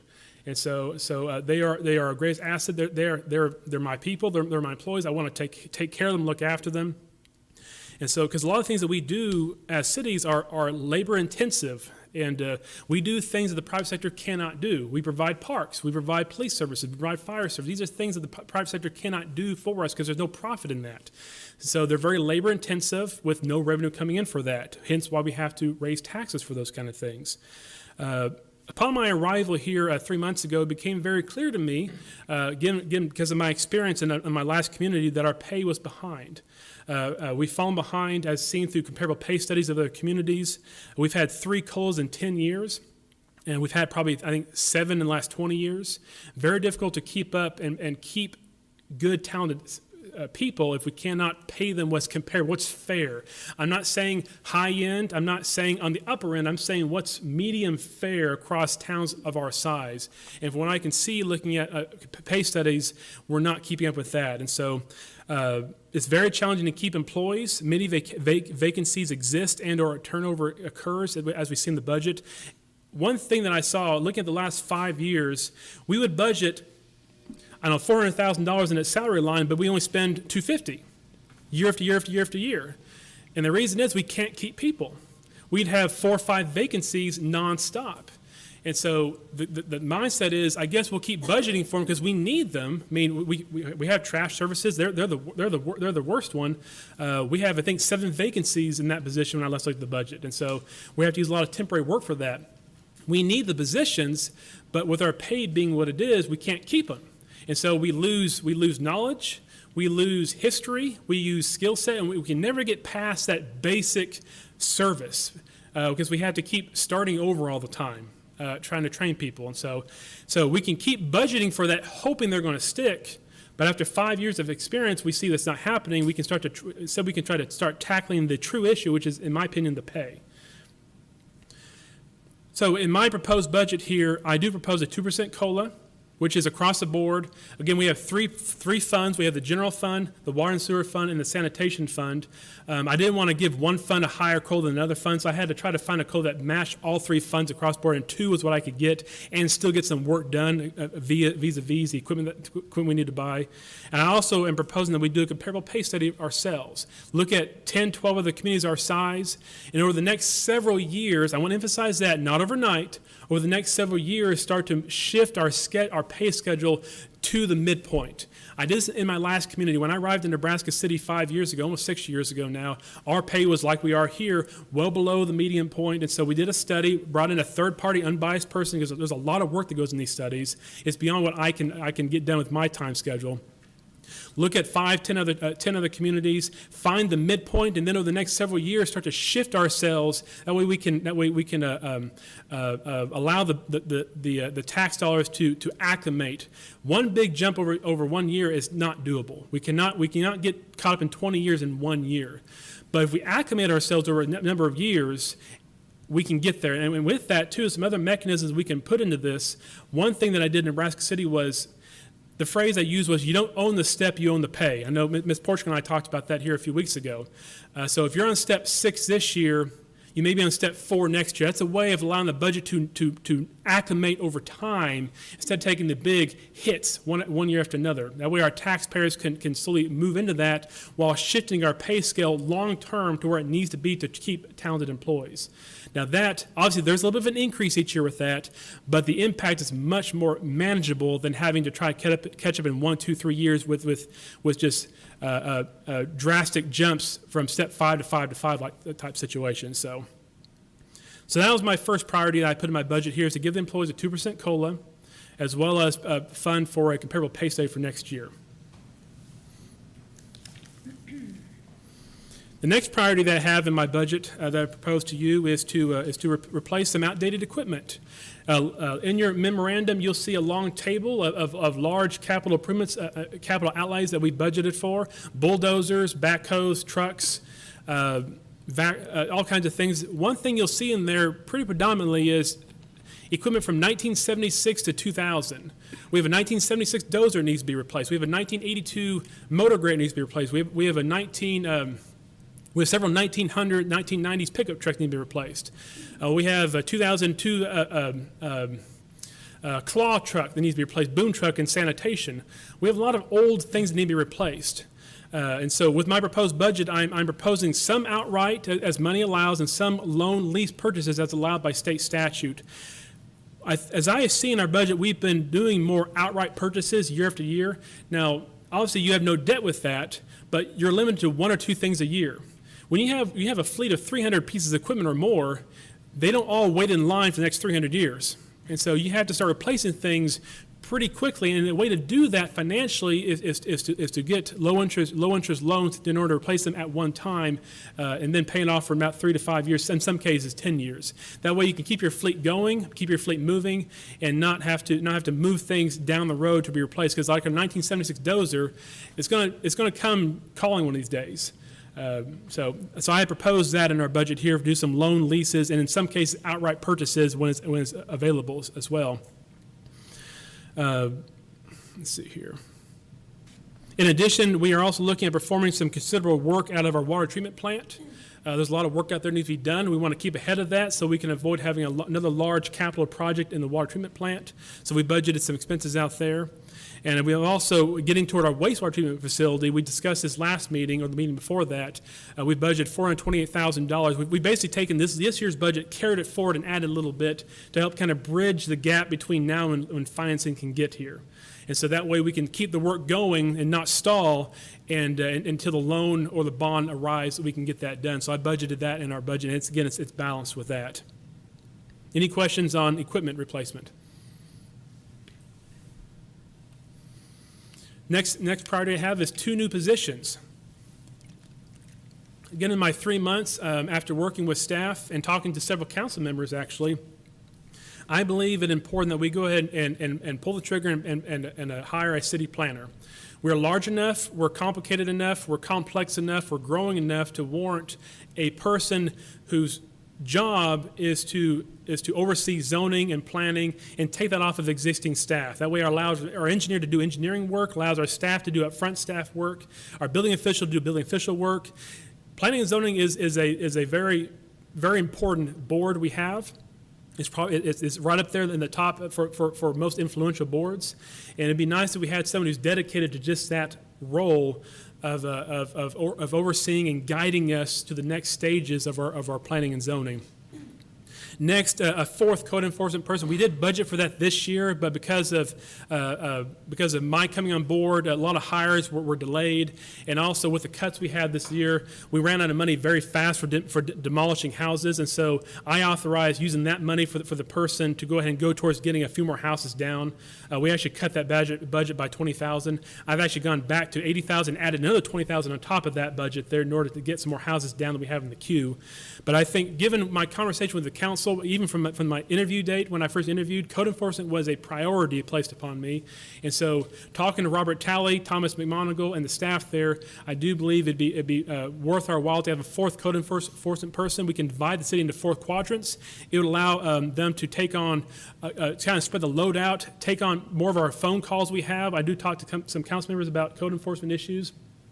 We can spread the load out a little better. We can start working harder on our vacant building ordinances. This is a lot asked of them. As you see their monthly reports, they're cranking things out. You can't always see it, obviously, because grass grows every day, but they're cranking out a lot of work every single day, trying to stay ahead of things, but they're falling behind, and so having a 4th person would help alleviate some of that load with them. Now, in both positions, I budgeted for 3/4 a year. Again, efficiency-wise, we're not going to have someone hired October 1st. We would start the process October 1st, and then by January, we'd have someone hired. So we budgeted for about 3/4 a year, again, to try to get as much as we can out of the budget for more purposes. One thing, a big thing here that produced a lot of savings that we were then able to utilize in the budget was what I call a realignment of the line item budgets. I think I drove my staff crazy with this, but when I look at a budget, I look at what is our historical trend. what does it cost to do service? What does it cost to provide the services to our citizens? One good way of doing that, especially when you have a short amount of time like I did, is to look at historical trends. Look at the last 3 or 4 or 5 years, which is what I did. I went line by line, every line item, about 5 or 6 times, and I looked at what is our historical trend since the last 5 years. I then looked at this year's proposed budget, and if I saw a dramatic jump, I brought it back down to the trend line. If I saw a dramatic cut, I brought it to the trend line. Because if it costs us $10,000 to provide service X, we're not going to get it done with $4,000, unless there's a good reason for that. At that point is then when I then met with each department head and asked them, okay, why the increase, why the decrease? That way, I touched on every single one of those line items. That way, if there's an increase, there's a known reason for it. If there's a decrease, there's a known reason for it. Whether we cut services or whether pricing's better or we have to add services or prices have gone up, there's a known reason for why the change in the budget there. And through that, we made over 400 line item adjustments to the budget, which produced a significant amount of savings that can then go towards a 2% COLA and the equipment that needs to be replaced. So we made our budget extremely efficient this year. There's a lot of words you can say, waste the word. I don't want to say the word because, again, I wasn't here. But looking at a historical process by making every line on the trend line, we made it lean, we captured excess, and we applied it to where it needs to go. Bulldozers, equipment, COLAs, studies, more houses for demolition being demolished, a historical survey study, a second part of that. Things like that we were able to happen this year because of the work we did with that process. And so that was a big part of the overall, what you see in capital outlays being funded next year was through that. Plus, again, the increase, our request for 3.5% growth in order to get us beyond current cost, rise of cost. So, any questions on that? Did that make sense? I put in my memo there. Did that process make sense? Again, I did go through every budget line several times, and Gene's my witness on that. He produced 5 of these over and over and over again that I went through line by line to do those. Mr. Path, when you found some items that they didn't spend all of their money, what happens to the money that isn't spent on a line item? With a department looks at their lines, but they also look at their overall budget. And so sometimes budgets, they're estimates. And so we are trying to estimate 6 months ahead of time what we're going to do 12 months from now. And so say line item, building and grounds, we budget $30,000 for that. They may spend $25,000 of that, but then line item office supplies goes up by $2,000 because our copier went out and now we need to replace a copier. And so departments stay within their overall department totals, and so sometimes there's some flexing that goes on with that. And then also too, if they know, okay, my copier went out and I got to spend $2,000 for that, I now need to cut somewhere else this year in order to stay within my budget for that. So that's what we do with those lines. So they do flex within the year. Yeah. Thanks. And that's what we have to do too, because again, budgets are our best guess, but we have to also meet the needs as the needs come. So.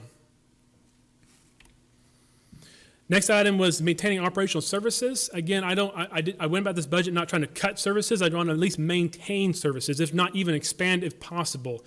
As a city manager, unless you tell me otherwise, I hate to just slash a service that citizens are depending on, because which one do you begin with? And it's very tough to decide.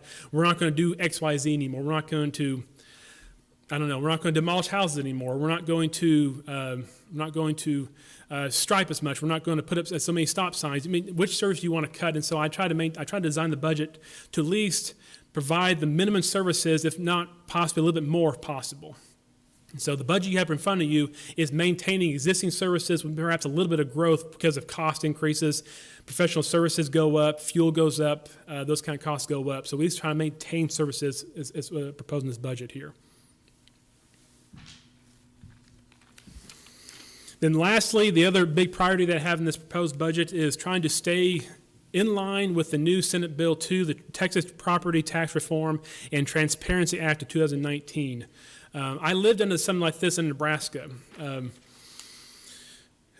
In short, there's a lot to this act. I've already touched on it some, but in short, what the act does is It limits the city's ability to raise the property tax rate to 3.5% without going to an election, to go beyond that. Now, in cities of less than 30,000 people, which we fall into that, we can also go to what's called the de minimis rate, which is slightly about 2 cents beyond that. But otherwise, after anything beyond that, you have to go to a public election in order to request a higher tax rate. Now, our budget as proposed here is stays within the 3.5% request there. Now, this is your city manager talking, advising you. Again, coming from Nebraska. Nebraska did some 20 years ago just like this, to where they limited cities and counties and schools and other local government to that 3.5% growth. We had a slightly different formula there, but if you don't keep up with that growth year by year, you do fall behind. Private sector, the costs are not bound by the 3.5% limit. Fuel goes up as it does. Insurance goes up as it does. Private services, getting the rugs clean, those services go up the way they do. They're not limited by 3.5% growth. We have to keep up with that. Now, I'm not saying that we arbitrarily increase every year 3.5%. I'm not saying that at all. But we should try to do healthy, steady increases in order to keep up with cost when it's warranted, when it's needed. And so to fall behind is to be left behind when it comes to this kind of act here. And there's a lot of examples in Nebraska of that happening. In fact, in the city of Nebraska, we had multiple governments. The airport authority there was a separate governing body under the city, but still separate. They 20 years ago decided not to pursue all those increases, and they're paying for it now. And so they cannot fund service. In fact, when I left there, we were negotiating taking over the airport to a degree just so they can meet their budget, and because they couldn't keep up. And so that can happen. I don't want to sound scary with that. I don't want to make that sound like you've got to do this, but I would just encourage you to look at thinking long term into the future. We have to do steady, healthy increases when needed, when warranted, in order to keep up with the cost. Otherwise, it does come calling eventually. Some analysis of the property valuations. Property valuations have been increasing year by year, while property tax rate has been decreased in the last few years. I gave you a little table there in your memo that shows over the last 5 years, valuations have been going up while our tax rate has been going down. Again, that does not necessarily mean the levy has not gone up as well, because sometimes the valuation exceeds what the rate is to where we do get some more tax out of that. But the nice thing here is we have decreased our rate to at least try to compensate somewhat for that valuation going up. So we've not seen the massive growth by just keeping our rate flat. We've decreased our rate over the last several years. It was 0% in 1819, -6 last year, and then -7 in my proposed budget tonight. Again, that does give us more taxes than what last year was, but we are dropping our rate by 7% for next year.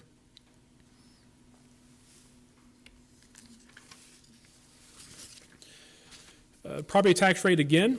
I like to always include this in my budget forms. I know people, they always want to know what does this mean to me as a homeowner? And so I always like to include this little formula for people to look at. And so if you look at the value of your home divided by 100 and times by our property tax rate, that's how much your taxes you would pay to the city. So if you have a $100,000 home divided by 100 times by 48 cents, you would pay $480 next year to the city of Paris. Now, not to throw any of our fellow local governments under the bus, I do like to put things into perspective and look at other taxing units. We're not the only one that collects property taxes. The city, the county, Paris Junior College, and the schools all collect taxes. We are about 1/4 of all the property tax that people pay in the city here. And so, again, I don't want to throw anyone under the bus with that at all. That's not what I'm trying to do here, but I'd like for us to keep perspective as to our 3.5% growth, while critical to our operations, is not a whole lot of moving the needle over the overall property tax rate that citizens face there. Now, again, I don't want you to think, okay, we can just do what we want to. The same taxpayers that you answer to them as well, so you have to do what's right for the taxpayers. But I like to always kind of expand your thoughts there to think about what's the overall tax bill that we're going to charge versus what everyone else is doing as well. So. Revenue, I highlighted a few high dollar revenue items here for you. Again, you have these in your exhibits. Exhibit A provided a thorough breakdown of all revenues line by line. The significant ones here in the proposed budget is $7.46 million for property taxes, $7.36 for sales tax. Franchise fees, which is Encore, Atmos, Gas, Sudden Link, and so forth, about $2.275 million. Water and sewer, which is franchise fee and administration fees, about $1.7 million. Sanitation fee, $300,000. EMS and county, about $2.8 million. Then the other significant revenue sources, sewer is $6.6 million, water is $8 million, and sanitation fees being $1.15 million. That's our significant revenue source. Everything else makes up the balance there. All the other 100 line items there make up the balance for everything else with that. This one's kind of hard to read. I apologize. This is in your memo. This is the breakdown by department, operational department here by city council, city manager, parks, streets, and so forth. You can see the individual budgets there. I had that in your memo for that. Capital outlay, again, hard to read, I apologize here, but again, these, through the work we've done through the realignment process, trying to capture funds and use them more efficiently through the 3.5% growth that I'm proposing here, we would get all of this here. We would get the 2% COLA plus 2 more employees, the city planner, the code enforcement officer, a bulldozer, a Vactron, a couple of new pickup trucks, about 4 new police cars, a new animal patrol unit, some needed tractors, some skid steers, some mini excavators, a whole list of things. Some are purchased outright, some are bought via loans and liens. But again, through the work we did to make our budget more efficient, we were able to squeeze all this into the budget as well so that we can keep our services going forward that people expect of us. So any questions that you had about any of those lines on there? I would point out you see a lot of old stuff on there. 1976, 1982, 1980 something, 1994.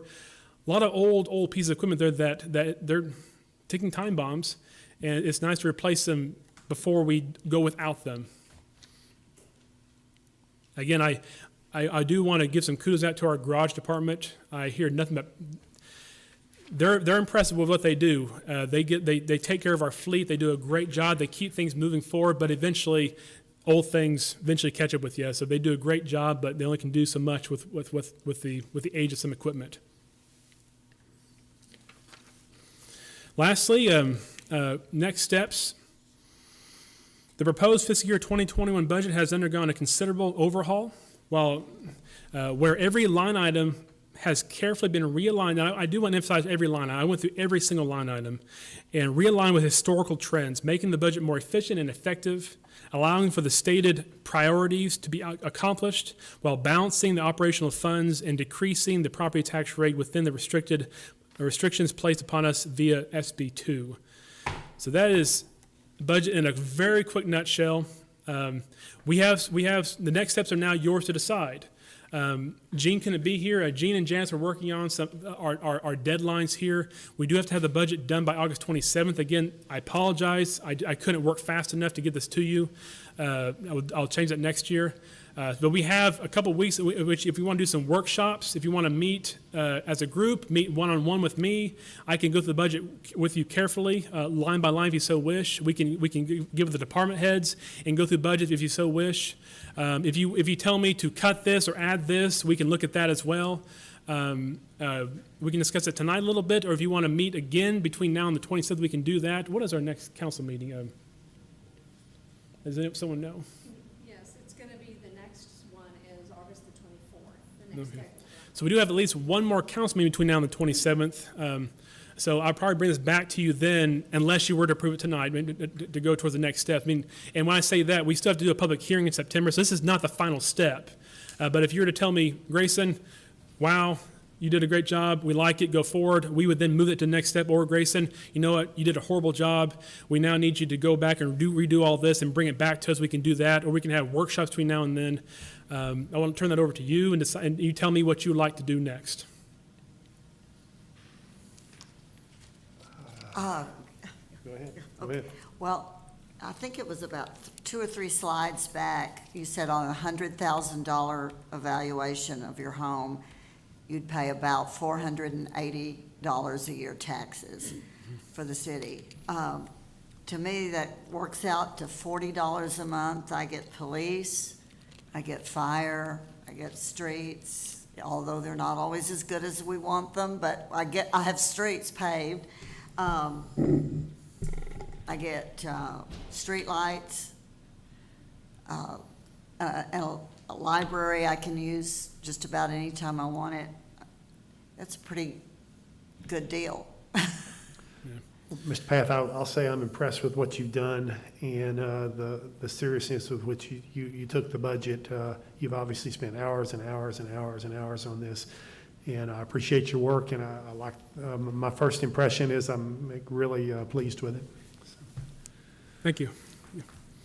And again, the staff did all the numbers, I just made them prettier. And so they did all the work, they did all the calculations, they did all the finding, the research, and so they did all the heavy lifting. I took it from there, so. Well, I like the fact that you and the staff thought outside of the box and started looking at things to, bring a fresh eye and looking from a different perspective. That's always beneficial and productive. Well, I like the adjustment in the tax rate going from 51 down to 48. That's huge. I appreciate all the hard work that you and the staff did, and, you know, I still got numbers going around, so they're just circling around my head. But numbers are not my best, trait, but I appreciate all the work that you've done. The presentation was great. I dream numbers, unfortunately. So. I guess just in deciding as a council, are we gonna do a workshop? That's up for discussion. If y'all want to do a workshop, or if you want to meet with Mr. Path one-on-one. How would that work? Would we do that at here, or upstairs, or where do we do? It could be here, and it also depends on what you want in the meeting. Do you want to meet with all the department heads? Do you just want to meet with me individually, or it's what you want to do? I think it'd be worth our time to have at least a meeting where we could throw out questions and study on this, then throw out questions, and that way we can have everything spread out, and you've got all your data in front of you, and maybe your department head's close where we can answer some questions just in case. Because I know it's a lot of things, a lot of data. Mm-hmm. I mean, it's up to you. Just an idea. I agree with Clayton. I would love to sit down and go over it with you and the department head and then hash anything out like that. I agree. I think it's a good idea. We want to do that. Any suggestions when we would do that? Ideally, you would all be here, ideally, and so I'm not sure what your calendars look like. We can throw out some dates here ASAP, because again, the 27th is our deadline, and 24th being the next council meeting, so we would probably need to do it. It has to be either in this week or early next week. I'm distance teaching, so I'm available during the day too, so. Okay. Anytime that anybody Yeah, else can meet. most of us can make it at 5:30 Monday. I mean, we're here tonight, so maybe a week from tonight at 5:30 Monday. Would that work for everybody? August the 17th, that's August the 17th. Okay. Yeah. And so just so I can prepare, what kind of things would you like for us to bring? Would you like some departments to be there? If so, which ones? I mean, I can have them all here. Those can be. Fire and police for sure, and EMS. Okay. Those are our three biggest, I think. And maybe the others, if they want to, or at least be available by cell phone. Yeah. Okay. Yeah, but we can't leave the new guy out. I mean, he has to come. Yeah.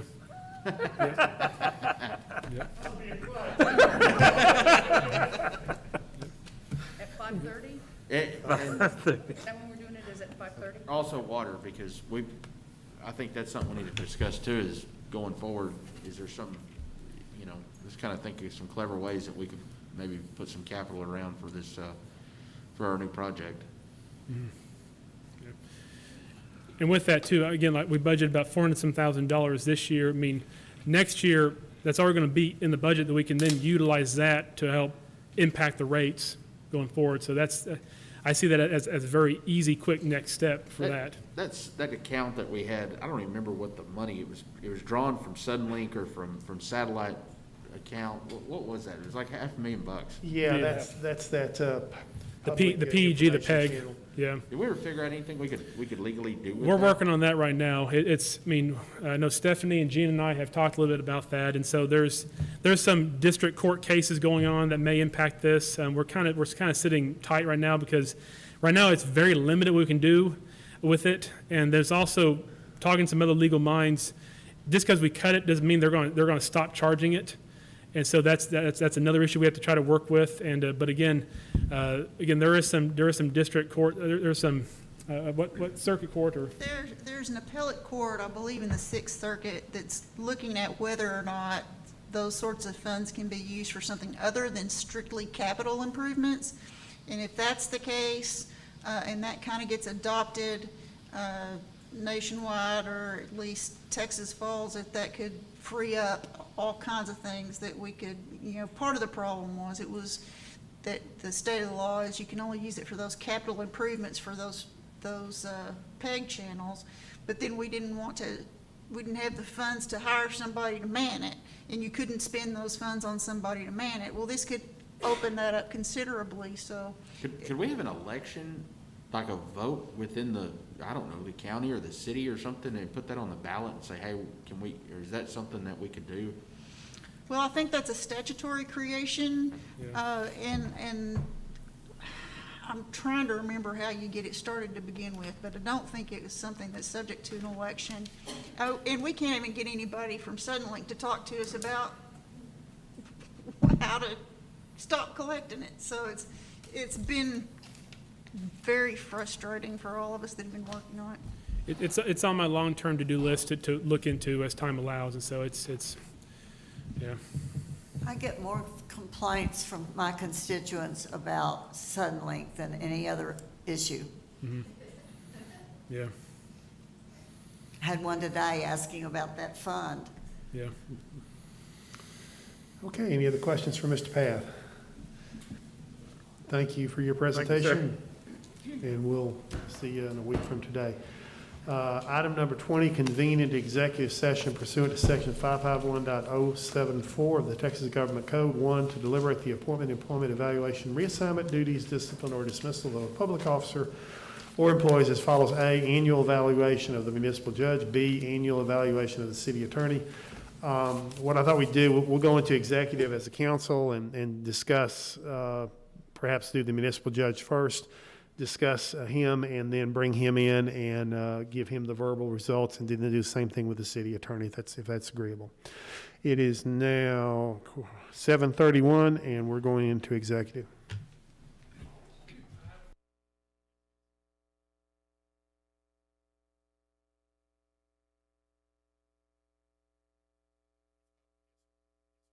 Public.